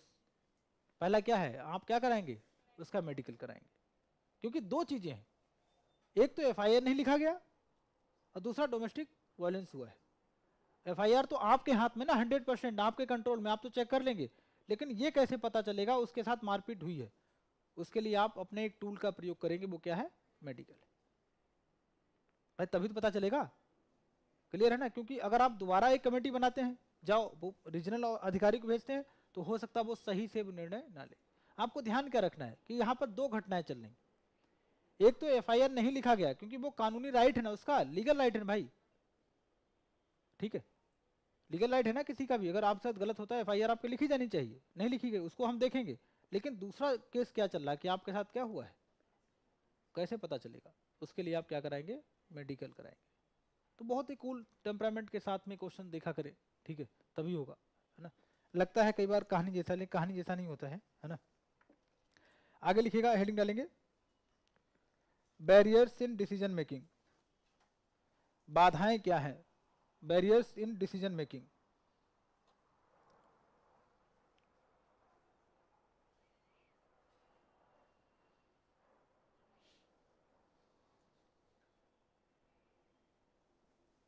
ठीक है, नंबर 1,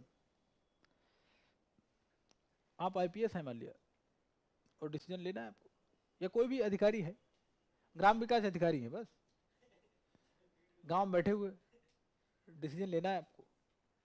आपको डर किस चीज का होगा? कायदे में नहीं होना चाहिए, लेकिन प्रधान जी ऊपर से बैठे हुए दूर से दिखाई दे रहा है और बोल रहा है, वीडियो साहब कल ही ये राइफल लाया हूं, आप देखो कैसी है, कानपुर से आया हूं, रात में ही पहुंचा हूं घर। अब बोल रहे, कुछ बोल रहे थे, बोलिए। मतलब क्या है, अगर आप डर गए तो भय किसी भी टाइप का अगर है तो सही में डिसीजन मेकिंग वो काम नहीं करेगा। जब भी आप डर की कंडीशन में हैं तो पहला फैक्टर क्या हो जाएगा, फियर हो जाएगा। लिख लीजिएगा, डर हो जाएगा, फियर नहीं होना चाहिए, ठीक है? फियर नहीं होना चाहिए। पहला बैरियर क्या है, मतलब पहला आपका फियर हो जाएगा, भय हो जाएगा, ठीक है? क्या अगर मन में डर है तो क्या सही डिसीजन मेकिंग हो पाएगा?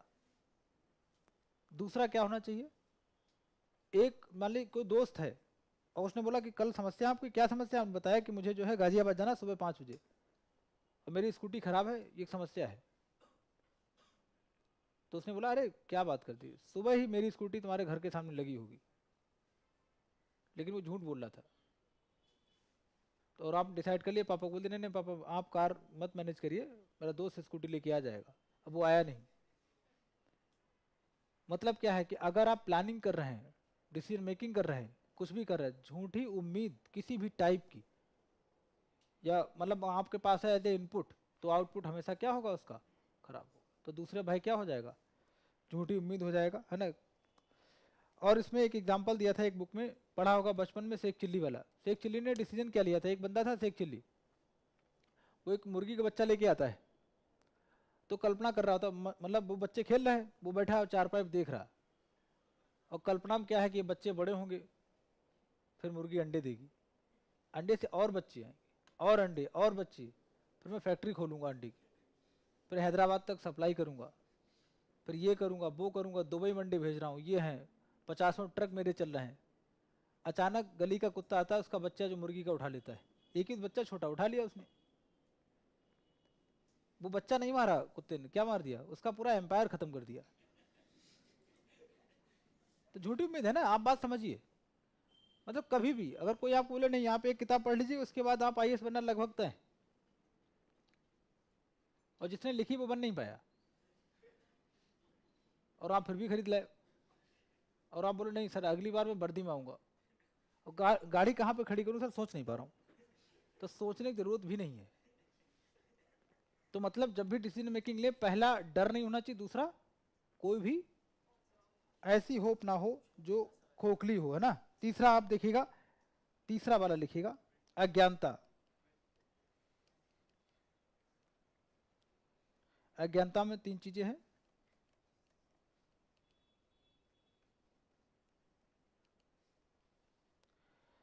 पहला क्या है? तथ्यों का अभाव।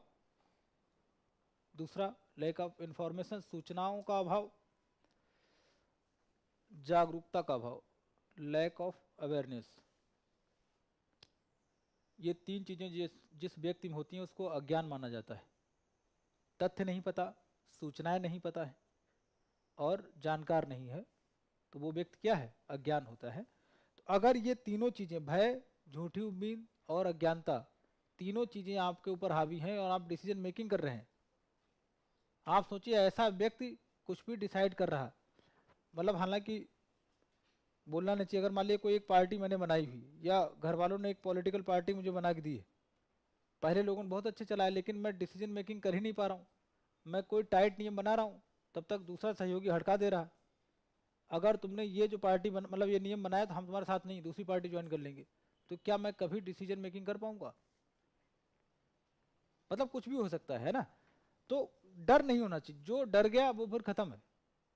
इसलिए अधिकारी बहुत टाइट होते हैं। आप देखिए अरविंद केजरीवाल अलग से व्यक्ति है, दिल्ली में है, सही गलत झूठ असत्य सत्य वो अपनी जगह है, लेकिन डरता नहीं है। एटलीस्ट तुरंत माइक पकड़ेगा, बोल देगा मोदी जी मुझे जेल भेजो। अब इतनी इच्छा है तो हो सकता पूरी हो जाए, है ना। आगे देखिएगा, है ना। अगला एक केस समझिए।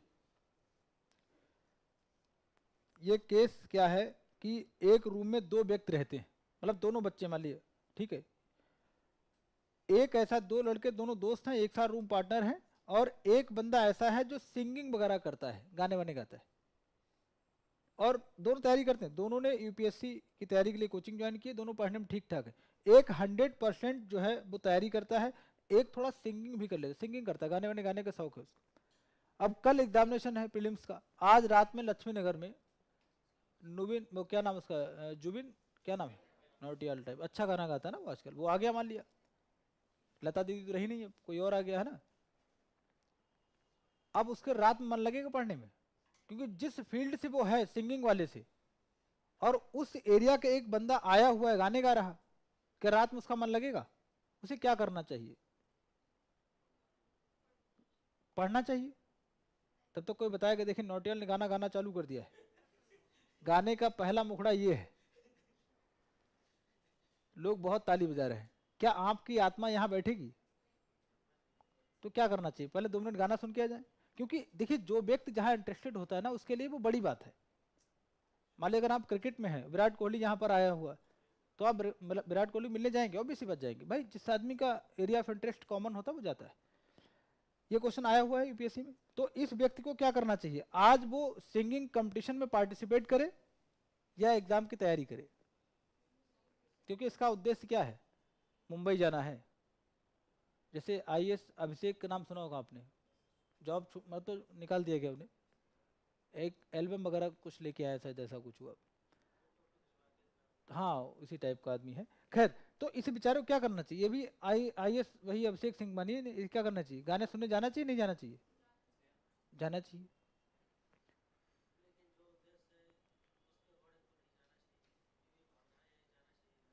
देखिए अब जो यूपीएससी ने क्या माना है, मतलब जो आंसर है कि इसमें सिंगिंग सुनने से आपको पैसा नहीं मिलेगा, सिर्फ सुनने से आपका जो है लाइफ की जो समस्या है, जो कैरियर है वो नहीं बनेगा।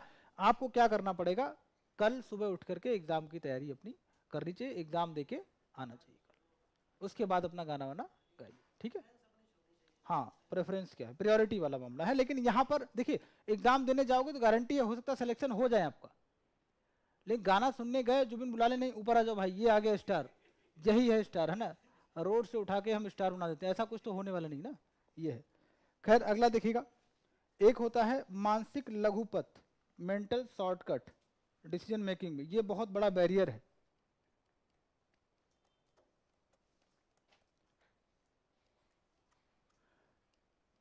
मानसिक लघुपथ, मेंटल शॉर्टकट ये सबसे बड़ा बैरियर है, ये बाधा है। कारण क्या है, बाधा क्यों है, देखिए। ठीक, जैसे कोई भी अगर बड़ा काम आप करना है ना, मान लीजिए समुद्र में कूदना है या तालाब में तैरने की बात की जाए और आपको तैरना नहीं आता है, तैरना है मान लिया, तो लोग आपको क्या दिखाएंगे? एक व्यक्ति ऐसा होगा वो हाईली मोटिवेटेड, जैसे मोटिवेशनल स्पीकर नहीं होते, yes you can do it, लोग बोलते नहीं, अरे पूछ लो क्या करने आए हो, नहीं तुम कर सकते हो, अरे पता तो कर लो कम से कम, है ना। तो आप देख किसी ने बोला नहीं आप तैर सकते हो, एक काम करो बस रेडी हो जाओ, चलो ठीक है कपड़े चेंज करो और कूद जाओ, और बिल्कुल तैरो। करना क्या है, पानी को ऐसे हटाना फिर ऐसे हटाना, ऐसे पार हो जाओगे और होगा कुछ नहीं है। डूबने में माइक्रो सेकंड लगते हैं, ये है वो, पूरी फिलॉसफी बढ़ा दी और आपको कूदा दिया।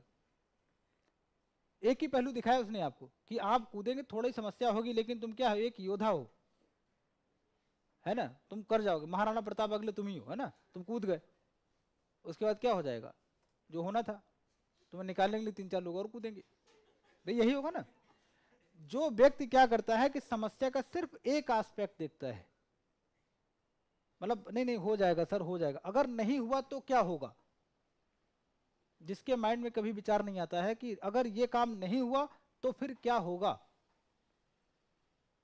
तो ऐसे व्यक्ति हमेशा खतरनाक होते हैं, क्योंकि वो हमेशा शॉर्टकट को लेकर के चलते हैं। ब्रॉड एनालिसिस अगर नहीं करेंगे तो आपका डिसीजन किस पर आधारित रहेगा, मेंटल शॉर्टकट पर। मतलब इसकी पहचान क्या है कि फोकस हमेशा क्या होता है, सिंगल साइड पर, फोकस ऑन सिंगल साइड, लिख लीजिएगा, एक तरफ ही ध्यान रहता है, फोकस ऑन सिंगल साइड, बाकी साइड से कोई मतलब नहीं होता है।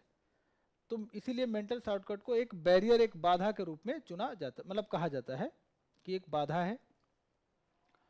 हो सकता आपने भी इस टाइप की चीज देखी हो, तो कहा जाता है ना जब आप ऑफिसर बनेंगे तो समस्या का समाधान कई तरीके से किया जाता है, अगर नहीं हुआ तो क्या होगा, है ना। जब आप अगर मान लीजिए पुलिस डिपार्टमेंट में जाते हैं ना, तो आपको 2 प्लान लेके चलना ही पड़ता है। किसी एरिया को मान लीजिए लोगों ने अगर घेर लिया है तो प्लान ए ये रहा, प्लान बी क्या है आपका, वो है ही नहीं सर, ए में ही नहीं बचेगा। लोग बोलते हैं हाईली मोटिवेटेड, सर ए में ही नहीं बचेगा कोई, है ना। तो कौन नहीं बचेगा, सिपाही आपके, पता तो कर लीजिए। और जहां पर प्लान ए होता, जैसे मुंबई में हमला हुआ था, मुंबई अटैक हुआ था ना, हाँ, वो तो रैंडम हो गया, ठीक है, जो अधिकारी आए उनके प्लान बी बनाने के मतलब टाइम ही नहीं मिला। अभी इजराइल में आप देखिएगा, हमास ने जो अटैक किया ना, तो उन्होंने रैंडम एक साथ इतनी सारी शायद 5,000 मिसाइलें एक साथ फायर कर दी, और उनका प्लान ए क्या है, जो आयरन डोम है वो क्या करेगा, वो लिमिटेड मिसाइल्स को तो कंट्रोल कर सकता है। प्लान बी क्या था, अगर बल्क में मिसाइल फायर कर दी जाए तो प्लान बी क्या है आपके पास, नहीं है, नतीजा ये लड़ाई अभी भी चल रही नहीं है अभी समझा। तो सही तरीके से क्या होता है, प्लान ए के साथ में प्लान बी भी होना जरूरी है। अब यहाँ पे अलग अलग लोग जो मोटिवेशनल स्पीकर है ना, वो क्या बोलते हैं, नहीं अगर विकल्प है तो संकल्प कमजोर है। वो बातें अपनी जगह है, लेकिन जब आप समाज लेके चलते हैं ना, यहाँ पर आपकी एक लाइफ है और समाज में बहुत सारी जिंदगियां होती हैं, तो आपके पास विकल्प रखना पड़ता है, ठीक है। मोटिवेशनल स्पीकर तो ऐसे लगते हैं ना, इसका भयंकर टाइप होते हैं, है ना। एक अभी स्पीकर वो ना हल्का सा जो मोटा टाइप है जो बहुत तेज बोलता है, विवेक, विवेक ना, उस पर उसकी वाइफ ने केस कर दिया। मैं देख रहा था उसकी वाइफ ने, उसने अपनी वाइफ को पीटा, है ना, पता नहीं सच्चाई क्या है, आई डोंट नो, वो एक वीडियो देखा था। अगर ऐसा आप सोचिए, यही आदमी टाई में लगा के आ जाता है, फिर मैंने सारे वीडियो उसके देखे।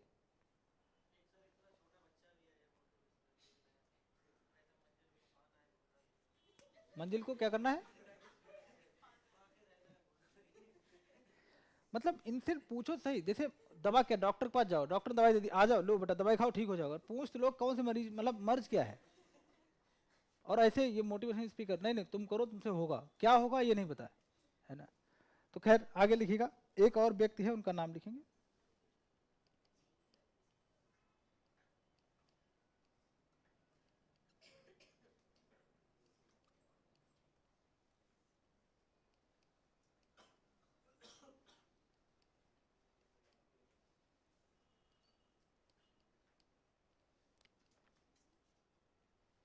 ये बोलते हैं, एक तो इनकी एक बड़ी प्यारी सी लाइन ये है कि ये बात कहते हैं कि फैक्ट्स जरूरी हैं, बोलते हैं फैक्ट्स क्या है, जरूरी हैं, लेकिन इनके साथ में इमोशंस का होना भी जरूरी है। तो एक प्रश्न यह है कि फैक्ट के साथ में इमोशंस की बात कौन करता है, ये क्वेश्चन आ चुका है। और एक व्यक्ति क्या था, साइमन क्या थे, फैक्ट। अगर सोशल डिसीजन या सोसाइटी के लिए कोई डिसीजन करना है तो आपके साथ फैक्ट के साथ में क्या होना चाहिए, इमोशंस भी होने चाहिए। ठीक है, ये आपको ध्यान रखना है। अगली बात देखिएगा, है ना, अगली बात क्या बोलते हैं, जो डिसीजन मेकिंग का प्रोसेस है ना,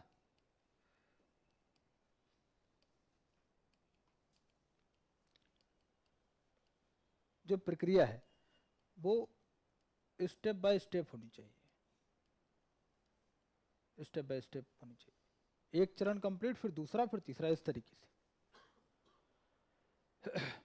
ठीक है, ये ज़्यादा इफेक्टिव होती है। अगर स्टेप बाय स्टेप लेंगे तो ज़्यादा प्रभावशाली रहता है। और ये step by step decision making जब आप करते हैं तो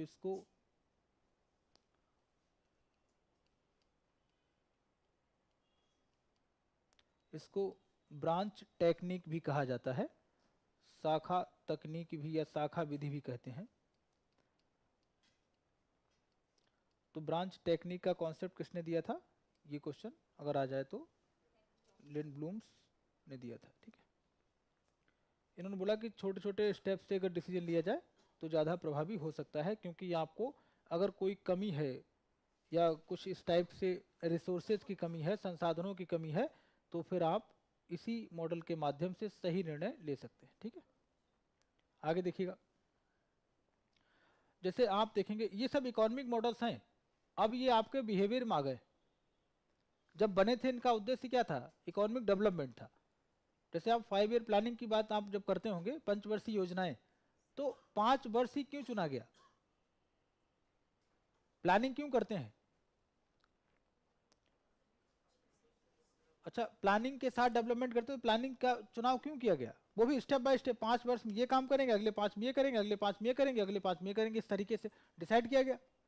तो ऐसा क्यों करते हैं, टाइम पीरियड को डिफाइन क्यों किया जाता है, प्लानिंग क्यों करते हैं? साधारण सी बात है, प्लानिंग के पीछे कारण क्या है, कुछ गोल्स को, हाँ इफेक्टिव होता है,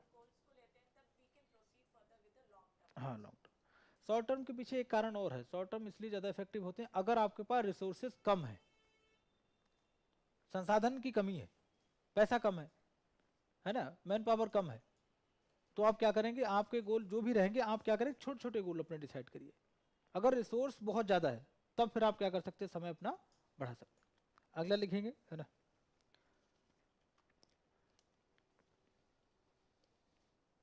एक और व्यक्ति हैं, तो खैर लिखिएगा आप, है ना, डेल्फी मेथड का नाम सुना होगा आपने, ये क्वेश्चन आया हुआ है, डेल्फी मेथड। एक है डेल्फी विधि, डेल्फी मेथड, लिख लीजिएगा क्या है। असल में जो डेल्फी टर्म है ये यूनानी शब्द है, ठीक है, या इसको कहा जाता है गुड लक, डेल्फी को कहते हैं गुड लक, डेल्फी का मतलब है गुड लक। ठीक है, ग्रीक टर्म मतलब बेसिकली ये क्या है, ग्रीक टर्म है, ग्रीक शब्द है डेल्फी, जिसका अर्थ होता है गुड लक। कई लोग मानते हैं जो पूर्वज मर गए, जो नहीं रहे, है ना, तो उनकी दुआओं का असर रहता है, उस असर को हम डेल्फी बोलते हैं। तो जो बुजुर्ग जो नहीं रहे, उनकी आत्माएं जो आपको ब्लेसिंग देती हैं वो क्या है, डेल्फी, मतलब गुड लक की बात की जाती है। और गुड लक की अगर बात करेंगे इसका मतलब क्या है, ज़्यादा इफेक्टिव होना चाहिए, है ना। खैर इसमें क्या होता है कि एक ग्रुप रहेगा, बहुत सारे लोग रहेंगे, और ये सब एक साथ मिलकर के डिसीजन मेकिंग करते हैं। तो डेल्फी मेथड में एक समूह जो है एक साथ मिलकर के डिसीजन मेकिंग का काम करता है, बहुत सारे लोग इसमें काम करते हैं, है ना। तो जब बहुत सारे लोग रहेंगे तो टाइम कम लगेगा, ज़्यादा लगेगा, यहाँ टाइम बहुत ज़्यादा लगता है। अगर एक घर में ही फैसला करना हो कि शाम की सब्जी क्या बनेगी और सब लोग अपनी अपनी राय दीजिए, तो शायद जब तक सब्जी बनने का समय आएगा तब तक जो है, हाँ, ब्रेकफास्ट का टाइम आ जाएगा। और आप देखिए इसको, अगर आप जो एक एग्जांपल दे सकते हैं, जब प्लानिंग कमीशन जो काम करता था, प्लानिंग कमीशन किस तरीके से काम करता था कि भाई सेंट्रल गवर्नमेंट डिसाइड करेगी सब कुछ, प्लानिंग कौन बनाएगा? Central government. और जो प्लानिंग बन गई उसको इम्प्लीमेंट कौन करेगा?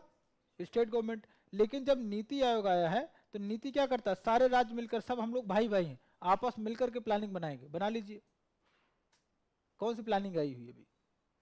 नीति आयोग के पास कोई प्लानिंग नहीं। क्या फिर क्या करोगे? रिपोर्ट जारी कर दिया, इंडेक्स जारी कर दिया, उत्तर प्रदेश अच्छा कर रहा है, अरे वो तो कर ही रहा है। हाँ ना, जो सम्मिलित होना वो अलग उद्देश्य था, लेकिन डिसीजन मेकिंग की अथॉरिटी जो थी वो सेंट्रल गवर्नमेंट की थी। वो अलग बात है, मान लिया अलग बात है, लेकिन जो इफेक्टिवनेस है वो किसकी थी? आपकी केंद्र सरकार की थी। ठीक है, तो डेल्फी मेथड में क्या होता है कि एक समूह, एक ग्रुप जो है मिलकर के डिसीजन मेकिंग करता है, और जहां पर ग्रुप आ जाएगा वहां पर समय आपका ज्यादा कंज्यूम होगा। ठीक है, ये है। आगे देखिएगा, है ना।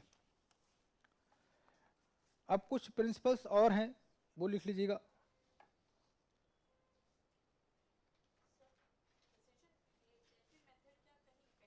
इफेक्टिव है, दो फील्ड है। अगर साइंटिफिक रिसर्च हो रहा है, जैसे कोविड की वैक्सीन बनानी है, तो डेल्फी मेथड, 4 साइंटिस्ट बैठे हुए वहां पर है। अगर इकोनॉमिक डेवलपमेंट की बात करनी है तो डेल्फी मेथड, है ना, ये चीज़ है। कोई बहुत सीरियस इशू अगर है आपका तो डेल्फी मेथड। ठीक है, ये है। जैसे अभी आप देखिएगा, अगर मान लीजिए कुंभ मेला है, होना है ना, या कोई बड़ा इवेंट जैसे लोकसभा चुनाव होना है, तो डेल्फी मेथड। क्योंकि बहुत सारे लोग आइडियाज देंगे ना कि ऐसे कराएंगे ताकि दिक्कत नहीं होगी, वो सब चीज़ें वहाँ एक आदमी नहीं करेगा। हाँ हाँ, दोनों होता है। ठीक है, ये। खैर, अगला लिखिएगा, इसका बेस लिखिएगा। क्या आधार और होना चाहिए? जो सामान्यतः लोग मानते हैं, जो बेस है, जो आधार है डिसीजन मेकिंग का, वो आधार क्या क्या होना चाहिए? अगर हम कंक्लूड करें तो नंबर 1, जो भी डिसीजन मेकिंग कर रहे हैं वो वैधानिक होनी चाहिए, वो वैलिड होना चाहिए हर एंगल से। आपने डिसाइड कर लिया है कि अपने बच्चों को आप डकैत बनाएंगे, डाकू बनाएंगे, क्या ये वैधानिक है? मतलब कुछ भी कर लिया कि नहीं, कल से कुछ काम नहीं मिल रहा, चोरी करेंगे। चोरी क्या वैलिड है समाज में? तो आपको याद क्या रखना है कि decision making should be valid, ऐसा आपको। और फिर उसके बाद में इसका कोई ऑब्जेक्टिव भी तो होना चाहिए, उद्देश्य भी तो होना चाहिए। ये दोनों चीजें बहुत आवश्यक है। एक उद्देश्य नहीं है, जब उद्देश्य ही नहीं है तो क्या डिसीजन मेकिंग करेंगे? टाइम पास हो जाएगा वो। ठीक है, उसके बाद में आप देखें वो वैलिड भी होना चाहिए। और तीसरी बात आप देखिए, सबसे बड़ी बात क्या है कि राइट टाइम, उचित समय इसमें शामिल होना चाहिए। डिसीजन मेकिंग में राइट टाइम की बहुत जरूरत होती है। एक व्यक्ति आए और वो अगर मुझसे पूछे कि सर मुझे अपने बेटे को जो है यूपीएससी की कोचिंग करानी है, आप बताइए कैसे तैयारी करें, एनसीईआरटी कब पढ़वाएं, सब्जेक्ट कौन सा होना चाहिए, ऑप्शनल क्या रखवाएं, नोट्स वो कैसे बनाए, 2 घंटे सारा बैठा, सब कुछ मैंने बता दिया। उसके बाद मैंने पूछा बेटे को लेके आइए, कि सर बेटा तो अभी हुए नहीं। तो ये राइट टाइम है उसका? मतलब समय खराब हो गया ना। फिर बात समझिए कि जिस चीज की जरूरत है, समय के आधार पर चीजें आपकी होनी चाहिए, है ना, ये है। उसके बाद आप देखिएगा, मैक्सिमम बेनिफिट, ये होना चाहिए। सोशल होना चाहिए, सामाजिक भी होना चाहिए। ये सोशल, सामाजिक भी होना चाहिए। और रेशनल, तार्किक, सामाजिक और तार्किक दोनों होना चाहिए। मैक्सिमम बेनिफिट, अधिकतम लाभ की मतलब दशा होनी चाहिए, और सामाजिक होना चाहिए, और तार्किक, रेशनल भी होना चाहिए।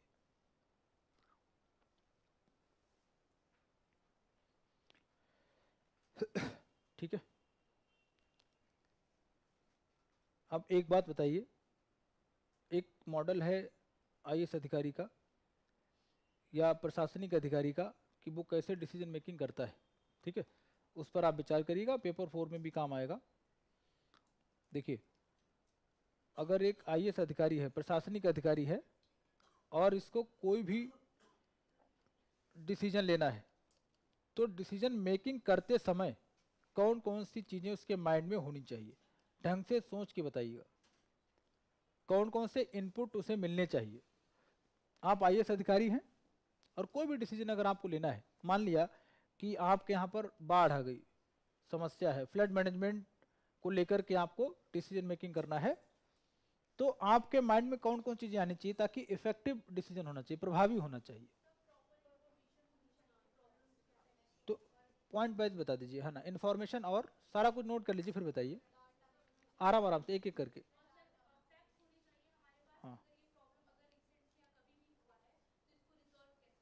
ठीक है। और रिसोर्सेज मतलब टूल्स क्या क्या है आपके पास? ठीक है, हाँ बिल्कुल ठीक बात है, इन्फॉर्मेशन में आ जाएगा सारा कुछ, बिल्कुल ठीक बात है। बात समझिए, आप आईएएस अधिकारी हैं, मतलब प्रशासनिक मॉडल क्या होता है बेसिकली, है ना, आप आईएएस अधिकारी हैं, ठीक है। ये क्वेश्चन कई तरीके से पूछा गया, तो आप बताइए अगर कोई भी डिसीजन, मान लीजिए एग्जांपल में हमने फ्लड मैनेजमेंट की बात यहाँ पर करी है, तो क्या क्या चीजें आपके माइंड में होनी चाहिए?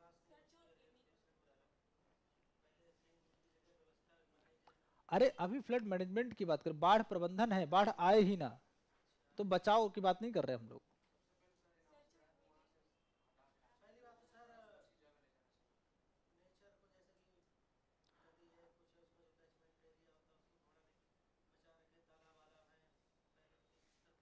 नहीं, ढंग से सोच के बताइए।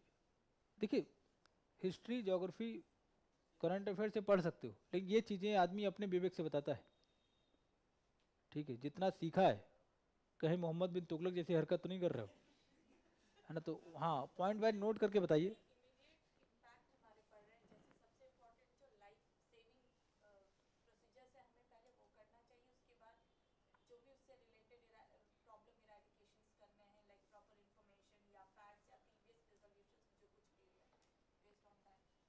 अच्छा ठीक है। और एक चीज़ और याद रखिए, जब आप आईएएस अधिकारी हैं तो साइमन की बात को लेके चलेंगे थोड़ा सा, खासकर फ्लड की बात करेंगे, है ना, तो साइमन को फोकस रखेंगे। साइमन क्या करते हैं कि सारी बातें अगर मानेंगे तो आप एकदम सेटिस्फाइड हो जाएंगे ना अपनी बात से, कि नहीं ठीक है, हमने अपना डन कर दिया सारा कुछ, सिर्फ सोशल नहीं होना है, ठीक है। तो पहली बात तो ये आप लिखेंगे, तथ्य तो आ ही जाएगा माइंड में, तथ्य होना चाहिए, लिखिएगा। पहला क्या होना चाहिए? प्रशासनिक अधिकारी कोई अगर है, आईएएस अधिकारी अगर कोई है, तो फैक्ट, इंफॉर्मेशन,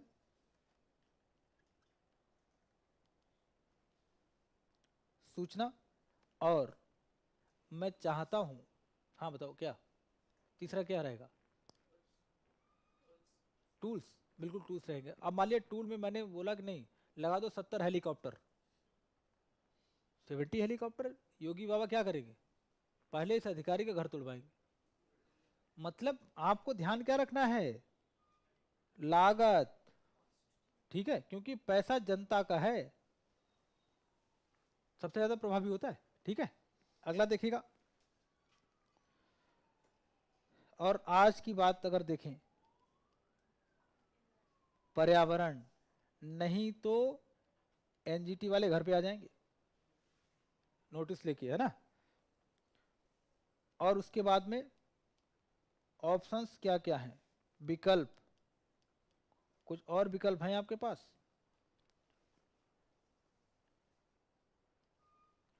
ठीक है। एंड फिर आप देखेंगे कि जो टूल्स, जो उपकरण हैं आपके पास उपलब्ध, क्योंकि ये चीजें होती हैं लिमिटेड, कॉस्ट क्या होती है ये ध्यान रखिएगा, क्योंकि फंड क्या होता है? लिमिटेड होता है। कुछ भी नहीं बोल देंगे कि सर जर्मनी से मशीन मंगा लीजिए, फ्लड 2 मिनट में खत्म हो जाएगा, जर्मनी से लाएगा कौन, ठीक है। उसके बाद में ध्यान रखना होगा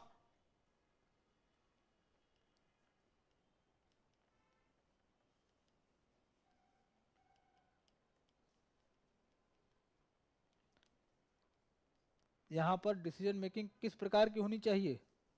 organisational, upper level, lower level, दोनों को मिलकर के काम करना है। और ये चीज इसलिए जरूरी है क्योंकि कई लोग स्थानीय लोकल ऐसे होते हैं जो आपसे ज्यादा जानते हैं, है ना। उत्तराखंड वाली घटना याद होगी, 13 वाली, ठीक है। जैसे कई जो बुजुर्ग टाइप लोग होते हैं ना, ओल्ड एज वाले, वो लोग बोलते हैं जब चींटियां अचानक ऊपर चढ़ने लगे ना जून में, तो समझ लेना बाढ़ ज्यादा आएगी या पानी ज्यादा आएगा, इस टाइप का। तो उत्तराखंड 2013 की बात है, एडीएम साहब को फ़ोन किया गया था, शायद ये मैंने कभी घटना बताई हूँ आपको। तो किसी लोकल बंदे ने, चरवाहा टाइप था, उसने फ़ोन किया कि सर कुछ बड़ा होने वाला है। तो उसने एडीएम साहब दिल्ली से गए थे, बड़ा करने गए थे। तो ना ठीक है, अच्छी बात है, आप चचा आराम करो, सब ठीक है, आप जागरूक व्यक्ति हैं, अच्छी बात है, 100 लॉल दे देंगे आपको, है ना, खुश रहो। शायद 2 दिन लगे होंगे, फ़ोन आया उनके प्रशासन के, सर यहाँ सब बह गया, बहता हुआ आ रहा है, पूरा लेक जो है वो फट गई और कई डेड बॉडीज बहती हुई चली आ रही। एडीएम साहब बेहोश हो गए।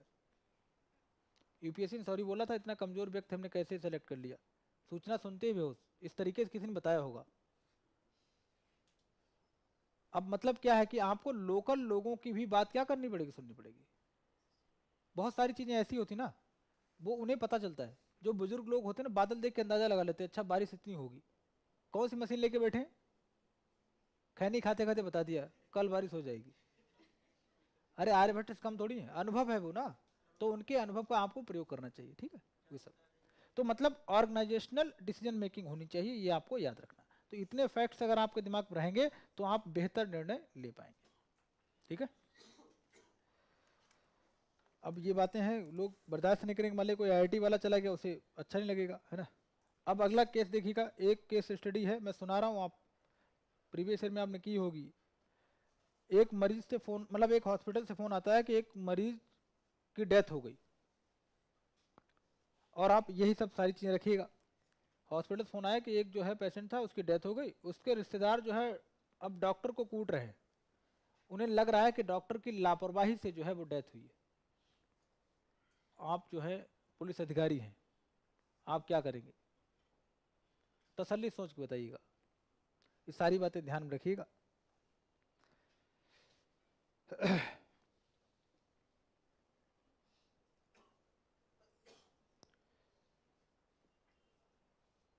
भाई फैमिली में किसी की डेथ हो जाएगी और कोई बता दे नहीं डॉक्टर ही नालायक है, बेशक अच्छा हो बेचारा, लोगों ने बता दे नहीं बहुत नालायक डॉक्टर, कई लोगों को ऐसे मार चुका है, तो आप लोग उसे कूटना चालू कर दोगे।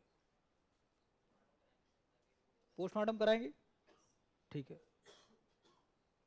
पहले जाएंगे तो उससे पता चल जाएगा कैसे डेथ हुई है। चलिए, और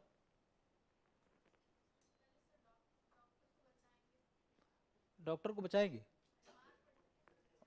ठीक है, ओके, ठीक है,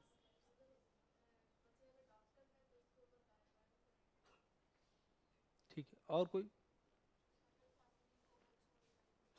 ठीक है,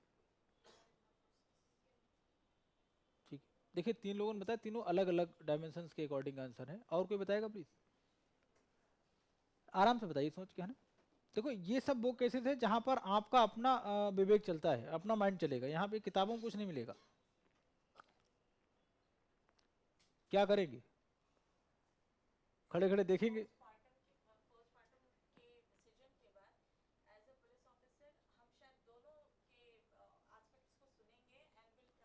तो पोस्टमार्टम दोनों को कराएंगे, मरीज और डॉक्टर दोनों का, क्योंकि जब डॉक्टर को नहीं बचाएंगे, देखिए पहली बात समझिए, अगर आप अधिकारी हैं तो जो क्राइम हो गया है उसे तो नहीं रोक सकते, लेकिन दूसरा होने से बचाया जाता है। अभी कुटाई किसकी चल रही, तो पहले जाएंगे डॉक्टर को बचाएंगे, पहला काम तो ये होता है, क्योंकि जनता मतलब डिसाइड नहीं करेगी, है ना, उसको पनिशमेंट देना है तो उसके लिए हमारे यहाँ अलग व्यवस्था है, पहला काम ये करेंगे सबसे पहले। उसके बाद पोस्टमार्टम करना, वो करना, जो कुछ यहाँ देखा ही जाएगा। आप कानून का मिसयूज तो नहीं कर रहे हो, आपको करना क्या है, जो क्राइम हो गया है वो तो नहीं वापस कर सकते ना भाई, उसकी डेथ हो गई, जिंदा नहीं कर पाएंगे ना उसे। अभी डॉक्टर को बचा लीजिए, वरना इसका भी उनको देखना पड़ेगा बाद में, है ना। तो सबसे पहले क्या करेंगे, जो लोग मार रहे हैं डॉक्टर को उससे बचाएंगे, उसके बाद आपका जो भी लीगल प्रोसेस है वो स्टार्ट करेंगे, ठीक है। ध्यान रखा करो चीज़ें क्या है ना, यहीं पर आपके इमोशंस मतलब देखी जाती हैं, ठीक है। जो सिस्टम दिया गया है ना उसके तहत, ऐसा कुछ नहीं होता आईपीएस बन गए तूफान मचा देंगे, फिर देखना मैं क्या करता हूँ, कुछ नहीं करोगे भाई, सिस्टम है पूरा। अगर कुछ करोगे तो खबरों में रहोगे कि चंबल में जो है ट्रांसफर कर दिया गया है ना, ये सब हो जाएगा। वहाँ पुष्पा जैसे लोग हैं जो झुकने को तैयार नहीं, है ना, तो ये सब चीज़ें रहती हैं। उसके बाद कुछ भी, यहाँ प्राइमरी उद्देश्य क्या है, सबसे पहले आपको क्या करना है, डॉक्टर बचाना, ठीक है। अब एक केस और है ना, वो देखिए जरा। अगर आप एक कंपनी है मान लिया है ना, एक कोई कंपनी है, यहाँ पर खुद सोचा करें और बहुत आसानी से, ये चीज़ें किसी भी बुक में नहीं मिलेंगी, एनसीईआरटी में नहीं मिलेंगी। आफ्टर सिलेक्शन यही सारे केसेस आपके पास आने वाले हैं। तो यहाँ पर आप सोचिए कि आप अधिकारी हैं।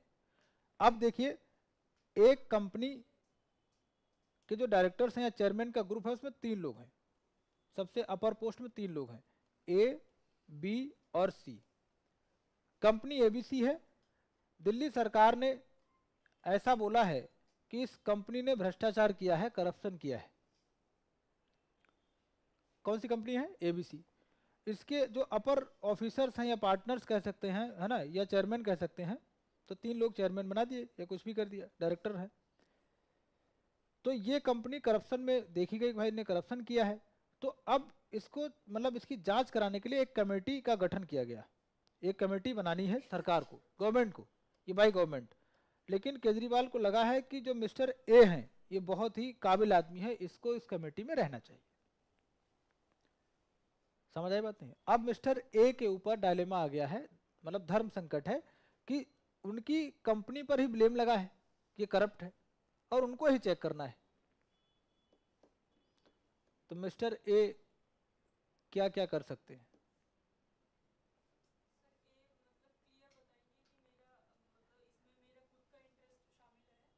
क्लियर बता देंगे, ठीक है। नहीं नहीं, एक एक आदमी, हाँ। पहले क्या बताएंगे कि कंपनी खराब है? हाँ, अच्छा,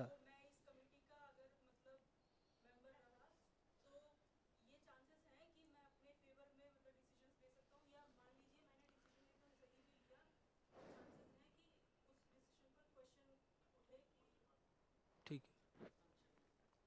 तो फिर क्या, हाँ, कंपनी से, कमिटी से,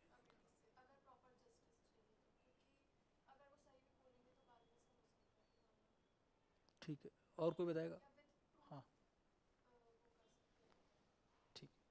देखिए COP 28 मैंने बताया होगा शायद। COP 28 जहाँ हुआ, वो लोग पेट्रोलियम पर ही सबको डिपेंड है, सेल करते हैं, पैसा कमाते हैं। और वही लोग क्या बोल रहे हैं, मैं पेट्रोलियम बेचने को तैयार, बेचता ही हूँ, सेल करता हूँ। मैं क्या बोल रहा हूँ, पेट्रोलियम खरीदना और प्रयोग करना गुनाह है। क्या मैं सही बोल पाऊंगा? क्योंकि मेरी रोजी रोटी किससे चल रही?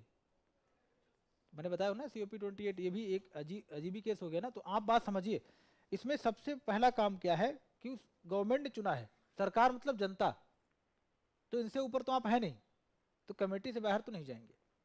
अगर आप जाते हैं इट मीन्स कि आप जागरूक नहीं हैं, आप सोशल नहीं हैं।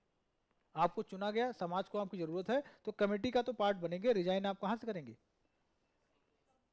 समझ आई बात? ये है, हमेशा याद रखिएगा, जनता हमेशा ऊपर होती है, ठीक है। अगर आपको सरकार चुनती है, गवर्नमेंट ने कोई काम दिया है, तो आप अगर उसके काबिल हैं तभी चुनेंगे। तो फिर आप सबसे पहले किसके साथ रहने वाले हैं? गवर्नमेंट के साथ रहने वाले, ठीक है। ये आप याद रखिएगा। इसीलिए बोला जाता है मेंस में जब भी आप आंसर राइटिंग करेंगे, गवर्नमेंट के खिलाफ कभी भी नहीं जाते, कभी नहीं जाएंगे। मोदी जी ने कितनी भी खराब पॉलिसी लेके आए हो, तारीफ ही करनी है। अगर आपको लगे कि हाँ ये चीज़ और ऐड हो जाए, तो बताएंगे सर अगर ऐसा होगा तो और अच्छी हो जाएगी। अच्छी तो है, ये काम अगर हो जाएगा तो बहुत अच्छी हो जाएगी। ये नहीं सर बहुत ही खराब है, इस पॉलिसी से क्या होगा, पैसा खर्च हो जाएगा, ये सब लिखोगे तो बगावत करने वाले अधिकारी उन्हें चाहिए ही नहीं। चलिए भाई आगे देखते हैं, है ना।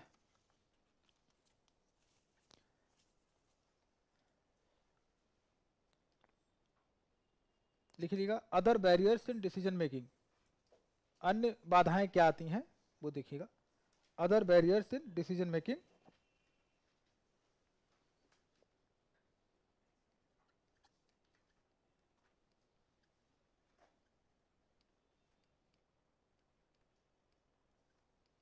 पहला लिखिएगा विकल्पों का चुनाव, ये भी एक बैरियर होता है, बाधा होती है। एंड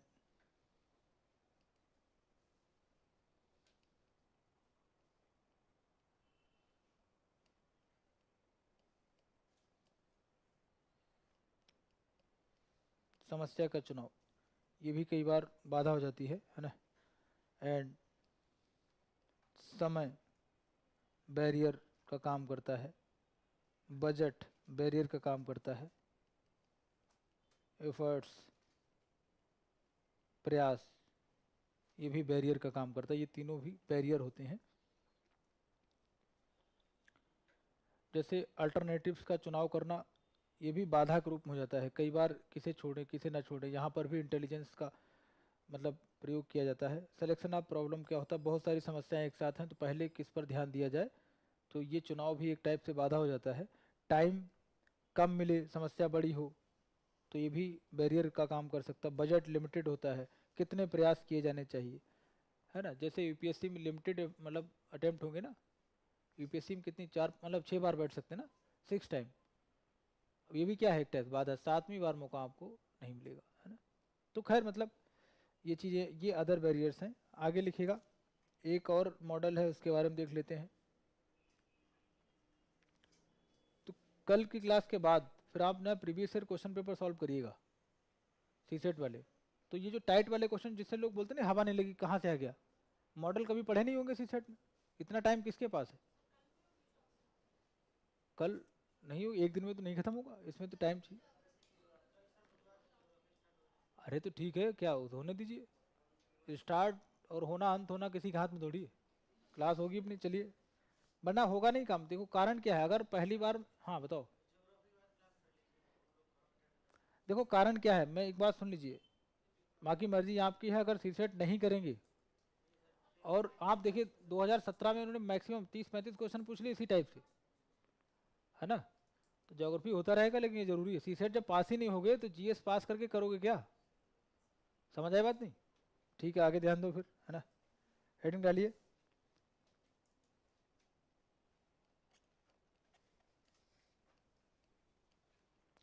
इस बार प्रयागराज में इतनी भीड़ हुई सीसेट के लिए, बच्चे पागल हैं, क्योंकि पेपर पता है उन्हें क्या है। और जो लोग पहली बार दे उन्हें थोड़ा सा रहता है कि नहीं सर मैं तो मैथ वाली साइड से, पीसीएम मेरा ग्रुप था तो मैथ मुझे कोई दिक्कत नहीं। लेकिन आप देखिए क्या पढ़ा आपने, सेट थ्योरी पढ़ के आए हो, समुच्चय सिद्धांत वगैरह, यहाँ थोड़ी पूछा जाता है। यहाँ ये है कि 4 आदमी या 3 महिलाएं एक काम को इतने दिन में कर सकते हैं, आप जोड़ते रहिए, है ना। तो इसीलिए यह है कि जो सिलेबस में है उसको पढ़ा जाए। आगे लिखिएगा, ये मॉडल है इनका, ये 2 व्यक्ति हैं, इन्होंने मॉडल दिया। इनके हिसाब से इन्होंने बोला है कि टोटल जो इनके पॉइंट्स हैं, पीसीएस ने एक बार पूछ लिया था, इस मॉडल में कितने बिंदुओं पर ध्यान दिया गया, वो हैं आपके 12 बिंदु हैं जिन पर ध्यान देने की बात एक कहते हैं। नंबर 1, इस मॉडल में टोटल पॉइंट्स कितने हैं, सेकलर हडसन मॉडल जो है ना, इसको लिख लीजिएगा हिंदी में, सेकलर हडसन मॉडल। इसके तहत या इस मॉडल में कितने बिंदु हैं टोटल, 12 है, 12। आगे देखेंगे कौन कौन से, नंबर 1 लिखिएगा प्लीज।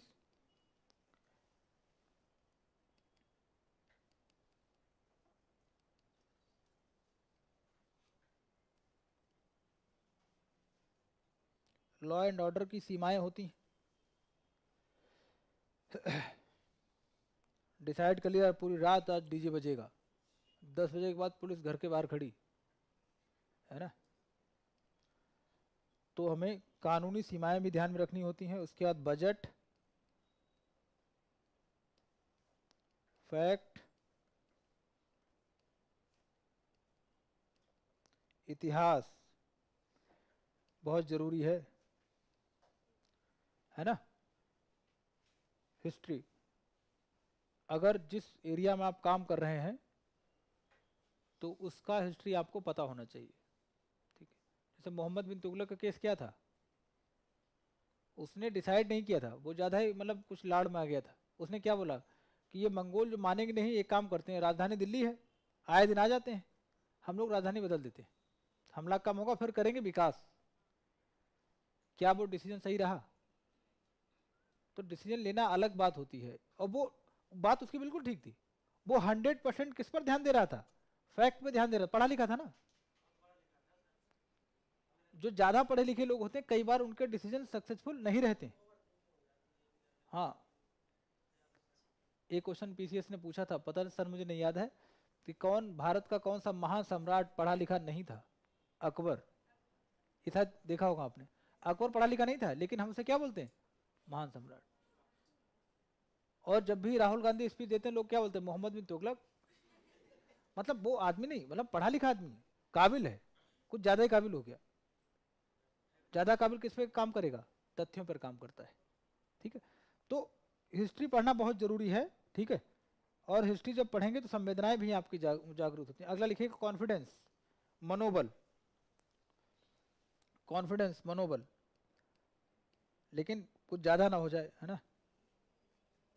उसके बाद यूटिलिटी,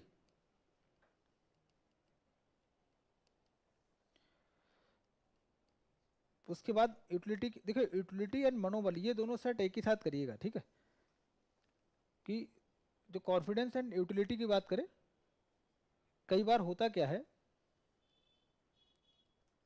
कॉन्फिडेंस एंड यूटिलिटी है ना, देखिए मनोबल और उपयोगिता ये दोनों के बीच तालमेल होना चाहिए।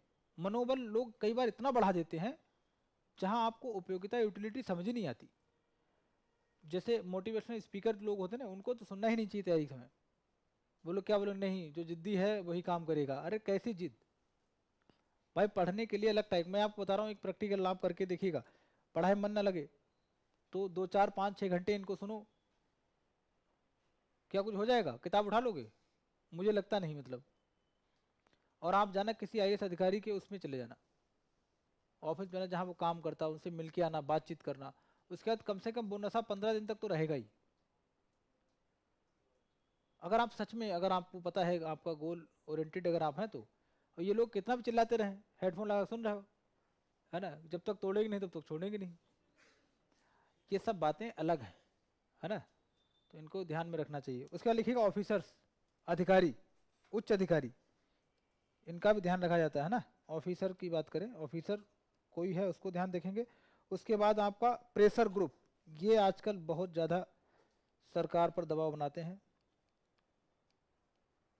दबाव समूह आपने पढ़ा होगा, पॉलिसी मेकिंग में इनकी भूमिका बढ़ती जाती है, बढ़ रही है, समाज में ज़्यादा कनेक्टेड अपने आप को बताते हैं। प्रेशर ग्रुप या दबाव समूह। अगला लिखिएगा स्टाफ मेंबर, स्टाफ मेंबर इनकी बात सुननी चाहिए।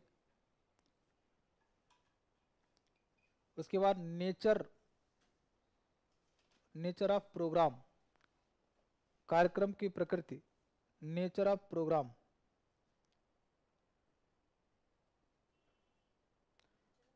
प्रोग्राम हाँ, जो भी कार्यक्रम आपका है जिसके लिए काम कर रहे हो उसका प्रकृति क्या है, नेचर क्या है। उसके बाद में सबऑर्डिनेट, जूनियर्स, सबऑर्डिनेट या जूनियर्स की बात करें। उसके बाद में बिहेवियर, लोकाचार, उसका बिहेवियर क्या रहेगा, या इम्प्लीमेंट करेंगे कोई दिक्कत नहीं आएगी।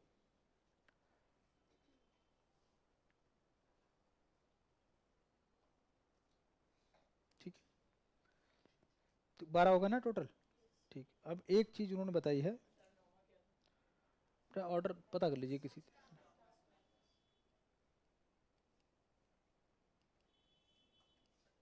ये चीज आपने पहले भी पढ़ी होगी, पेपर 4 में पढ़ी होगी। ठीक है, ये बहुत डेंजरस है, डिसीजन मेकिंग में बिल्कुल भी किसी भी तरीके से आपके माइंड में नहीं होनी चाहिए, ये बहुत नुकसान करती है। खासकर ऐसा कोई केस है जिसका स्वभाव, जिसका नेचर अलग, जैसे मान लीजिए क्रिकेट में अगर आप खिलाड़ी हैं, वहाँ विराट कोहली हैं, आप बल्ला लेके पहुंचो मैदान में, गेंदबाज भाग गए, कि ये इतना बड़ा खिलाड़ी से आउट ही नहीं कर पाएंगे, तो क्या खेल रहेगा। हर दिन नया होता है हर खिलाड़ी के लिए। ठीक है, आप कोई काम कर रहे हैं, एग्जाम मान लीजिए कोई ऐसा यूपीएससी वाला बंदा है, पहली बार नहीं हुआ, दूसरा दे ही नहीं रहा क्योंकि पिछली बार में हो नहीं पाया, इस बार भी नहीं होगा, तो क्या आपका पुराना डिसीजन आपके साथ होना चाहिए उस समय, या पहले से आपने एक इमेज बना रखी, नहीं यार ये तो होगा ही नहीं, इट मीन्स कि आप एफर्ट कर ही नहीं पाएंगे। इसीलिए कोई भी डिसीजन मेकिंग करते समय या किसी डिसीजन पे काम करते समय आपको पूर्वाग्रह किसी भी टाइप से, पहले की इमेज, पहले का अनुभव शामिल नहीं करना है, कि नहीं पहले नहीं हुआ तो इस बार भी नहीं होगा। आपको अगर पिछला कुछ अनुभव है आपके पास तो उसे सीखिए, कमी आपकी कहाँ पर रह गई थी, इसके हिसाब से डिसाइड मत करिएगा।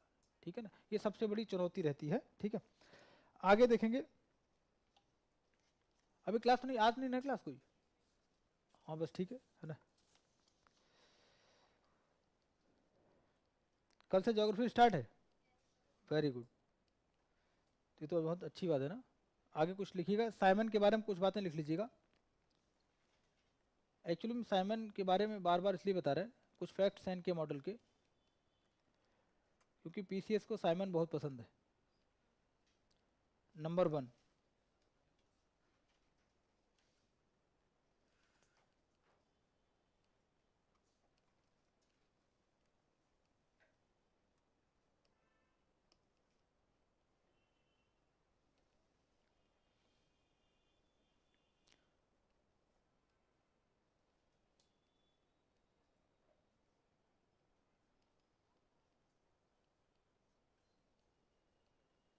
अधिकतम जो डिसीजन मेकिंग प्रोसेस है ना, बेसिकली इनका जो नेचर है, जो स्वभाव है, वो मिक्स रहता है। इसमें और भी चीज़ें समय के साथ मिल जाती हैं। एक बार उन्होंने कह दिया था, तो अगर कोई पूछे कि डिसीजन मेकिंग का नेचर मिक्स होता है, किसने कहा था, तो साइमन ने ये बात कही थी। उसके बाद अगला पॉइंट आप लिखिएगा, डिसीजन मेकिंग चूंकि फैक्ट पर आधारित है, तो इसका मतलब ये कैसा होना चाहिए, रेशनल, विवेक पर आधारित होना चाहिए। अलग अलग तरीके से चीज़ें आप याद रखिएगा, है ना। और सेटिस्फाइंग होना चाहिए, संतुष्टि भरा होना चाहिए।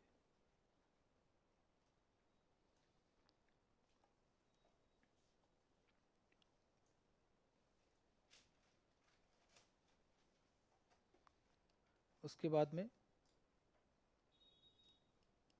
रिजल्ट या आउटकम, ये जो भी रहे, है ना, ये प्रभावी होना चाहिए, इफेक्टिव होना चाहिए। बस इतनी लाइन से याद रखिएगा।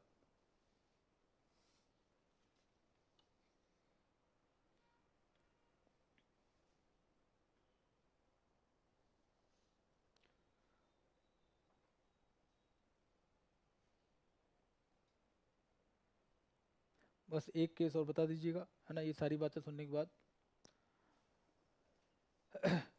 जैसे अगर आप किसी, मान ली मेडिकल स्टोर पे बैठे हो, किसी स्टोर पे बैठे हुए हैं, और कोई व्यक्ति आपको बोलता है कि आप एक काम करिए, 400 रुपये का हमने कुछ खरीदा, आपसे परचेज किया है, आप जो है बिल 800 का बना दीजिएगा, बाकी जो 400 रहेगा, एडिशनल 400 जो है, उसमें 200 आप अपनी जेब में रखिएगा, 200 से मिठाई खा लेंगे। अब आप क्या करेंगे, उसको धन्यवाद बोलेंगे आइडिया देने के लिए, क्या करेंगे, मना कर देंगे, क्या बोलेंगे?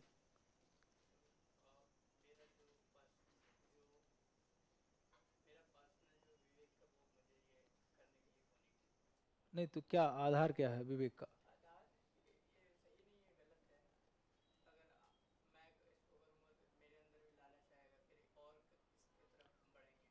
मतलब यह है कि लालच को बढ़ावा देने वाली बात है ना, ठीक है। और आप बताइए, कोई और बताएगा? क्या आप मना कर देंगे? तो मुझे पता है आप लोग ईमानदार टाइप दिख रहे हो, लेकिन क्या बोल के मना करोगे? किसने बोला इलीगल है? कौन? अरे हाँ, वेरी गुड। इसका एक ही समाधान है कि ये कानूनी तौर पर ठीक नहीं है। ठीक है, बात समझ नहीं? वो तो भावना, मैंने क्या बताया, डिसीजन लेते समय आपको भावनाएं थोड़ी सी क्या रखनी है, दाब कर रखनी है। फैक्ट क्या है, तथ्य ये है कि कानून आपको इजाजत नहीं देता है। हर बात को समझ आ रही नहीं यार? ये आपको लग रहा ना आसान है, यहीं जाके फंसोगे। इसलिए बता रहा हूँ इन सब चीज, और इनकी कोई किताब नहीं आती, कोई बुक वगैरह अभी तक तो हमने देखी नहीं बाजार की, बहुत तगड़ी कोई बुक आ गई है पढ़ के। ये सब आपके जैसे पेपर 4 है, कितना भी पढ़ लीजिए आप, मेंस में वही काम आएगा जो आपके अंदर चल रहा होगा। क्वेश्चन देख लीजिए कैसे पूछते हैं, वो आपको जानने की कोशिश कर रहे हैं ना कि भाई आप कितने नैतिक हैं, और आप रटे बैठे हो कि नहीं कार एक्सीडेंट है तो मुझे ये करना है, कार अगर दाएं से गई है तब ये करना, बाएं से, कार ऊपर से आके गिरी, अब क्या करोगे? सॉरी सर ये तो बताया नहीं था। तो अपने विवेक का प्रयोग किया गया। देखो ये उत्तर तभी आप दे पाएंगे जब आप खुद सीखेंगे। जैसे इसका मतलब फैक्चुअल इन्फॉर्मेशन क्या है कि इलीगल बिलिंग की बात की जा रही है, ये कानूनी तौर पर ठीक नहीं है। वैसे आप बोल सकते हो, आप तो इकोनॉमिक्स पढ़ चुके हो सर, जीएसटी आजकल जीएसटी नेटवर्क के थ्रू हो रहा है ना, जीएसटीएन पढ़ा होगा ना आपने, तो जीएसटीएन क्या ये आपको अलाउ करेगा? नहीं करेगा। ज़्यादा बिल अगर आपने दे दिया है, कई लोग ऐसे होते हैं जीएसटी बिल भर देते हैं, अलग से पैसा वो जुगाड़ हो जाता है, कई लोग करते होंगे, कई लोग करवाते होंगे, है ना। लेकिन यह है कि दोनों तरीके से कानूनी तौर पर ठीक नहीं, इसका सही आंसर यही होगा। ठीक है, कुछ बात समझ आई नहीं? अरे सब ठीक है ना? इमोशनल हो जा रहे हो? देखिए मैं बता रहा हूँ हर सब्जेक्ट के आंसर दे सकते हैं आप, लेकिन यहाँ पर आंसर क्यों किताब में तो है ही नहीं, दिमाग में ही है। ठीक है, चलिए भाई, तो ये डिसीजन मेकिंग रहा, इससे ज़्यादा कोई नहीं पूछेगा, इतना आप पढ़ लीजिएगा। अगला टॉपिक हिंट कर लीजिएगा।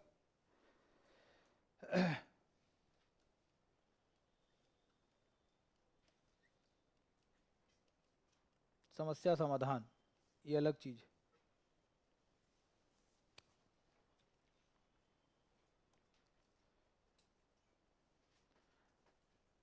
ठीक है, अगला टॉपिक क्या है? समस्या समाधान।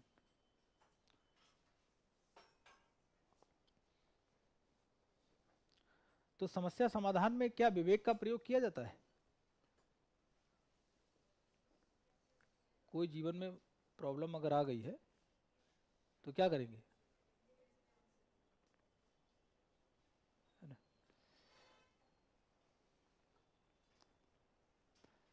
कैसे आप बताइए, समस्या समाधान करते समय कौन कौन चीजें एज ए इनपुट आपके माइंड में रहनी चाहिए? कोई समस्या अगर आ गई है, उसका समाधान ढूंढना है, तो दिमाग में क्या क्या होना चाहिए?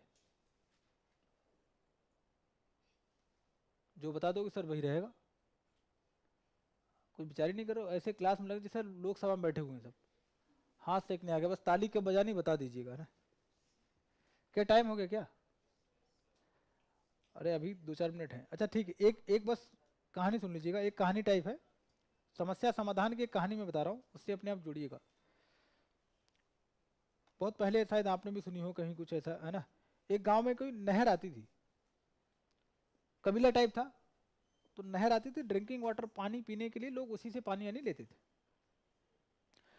तो दूर कहीं कोई गाय वाय कोई जानवर मर के उसमें गिर गया, तो लोग भोले थे, वो सब भाग गए गुरुजी के पास कि गुरुजी जो है गाय जो उसमें गिर गई मर के, अब क्या करेंगे, हत्या टाइप हो गई और पानी जो है बड़ा बदबू मतलब आने लगा, क्या करें। तो उन्होंने बोला एक काम करो, उसमें जाओ फूल वूल चढ़ाओ अच्छे खुशबूदार, तो एक खुशबू आएगी, उस तरीके से पानी क्या हो जाएगा, ठीक हो जाएगा, केवड़ा उड़ा डालो।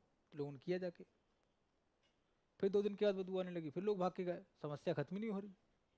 3 दिन हो गए, गुरुजी बोले यार ये क्या चक्कर क्या है, चलो मैं देखता हूँ। उन्हें सबको बुलाया, फिर छड़ी से कूटना चालू किया कि मूर्खों गाय तो हटाई नहीं। समस्या समझ में आई बात नहीं? कि वो मतलब कुछ विवेक का भी तो प्रयोग करिए, कारण क्या है वो तो जानिए। तो एक चीज याद रखिएगा, जब भी आप समस्या का समाधान कोशिश कर रहे हैं तो आप देखिए कि प्रॉब्लम बेसिकली क्या है, समस्या क्या है और किस कारण हुई, इसके पीछे क्या कारण है। जब तक ये दोनों बातें आपके दिमाग में नहीं रहेंगी तब तक क्या समाधान हो पाएगा? अब मैंने बता दिया, जाओ ये किताब पढ़ लो, पूछो सही इसमें सर क्या मिलेगा, पढ़े जा रहे हो। ठीक है, जैसे आप जब पेपर 4 पढ़ा होगा तो हो सकता है गीता की बात उसमें हुई हो, गीता की बात उसमें हुई होगी, है ना, क्योंकि कर्म जब पढ़ाया होगा, कर्मास की बात होगी, तो इंसान को क्या होना चाहिए, जैसे गीता क्या बताती है कि आपका जो भी डिसीजन मेकिंग है या कोई भी प्रॉब्लम अगर आ गई है तो कर्म प्रधान होना चाहिए, कर्म के हिसाब से समस्या का समाधान होना चाहिए, है ना। समस्या क्या, जैसे कुरुक्षेत्र में लड़ाई हो गई, आप देखिए सीन क्या है, उसमें अर्जुन रो रहा बैठा हुआ कि नहीं नहीं हमारे चाचा ताऊ नाना सब हैं, तो भगवान श्री कृष्ण समझाया। अगर वो इमोशनल हो जाते, समस्या तो क्या है, लड़ाई है, लड़ाई समस्या है, महाभारत समस्या है ना। अर्जुन इमोशनल हो गया कि नहीं मुझसे बाढ़ नहीं चलेगा, सामने दादाजी। भगवान श्री कृष्ण उन्होंने क्या किया, इमोशंस को हटाया, फैक्ट डाला। फैक्ट क्या है, कोई किसी की नहीं, शरीर जो है आत्मा क्या करती है, बदल देती है, ये तथ्य है ना। अर्जुन की बात समझा कि तथ्य आ गए समझ, उठाया धनुष बाण, हो गया खेल। तो असली काम क्या करना, आपको किस पर फोकस करना है, तथ्यों पर। और जब भी हम लोग प्रॉब्लम सॉल्विंग करेंगे तो दो, एक तो कारण, दूसरा क्या है प्रॉब्लम, ये 2 चीजों पर आधारित हम लोग करेंगे। ठीक है, बाकी कल स्टार्ट कर लेते हैं यहीं से, और थोड़ा पढ़ना सीखो, मतलब है ना, अधिकारी जैसी अप्रोच रखिए भाई, हिस्ट्री पॉलिटी बहुत सारे लोग पढ़ते हैं। चलिए मिलते हैं कल।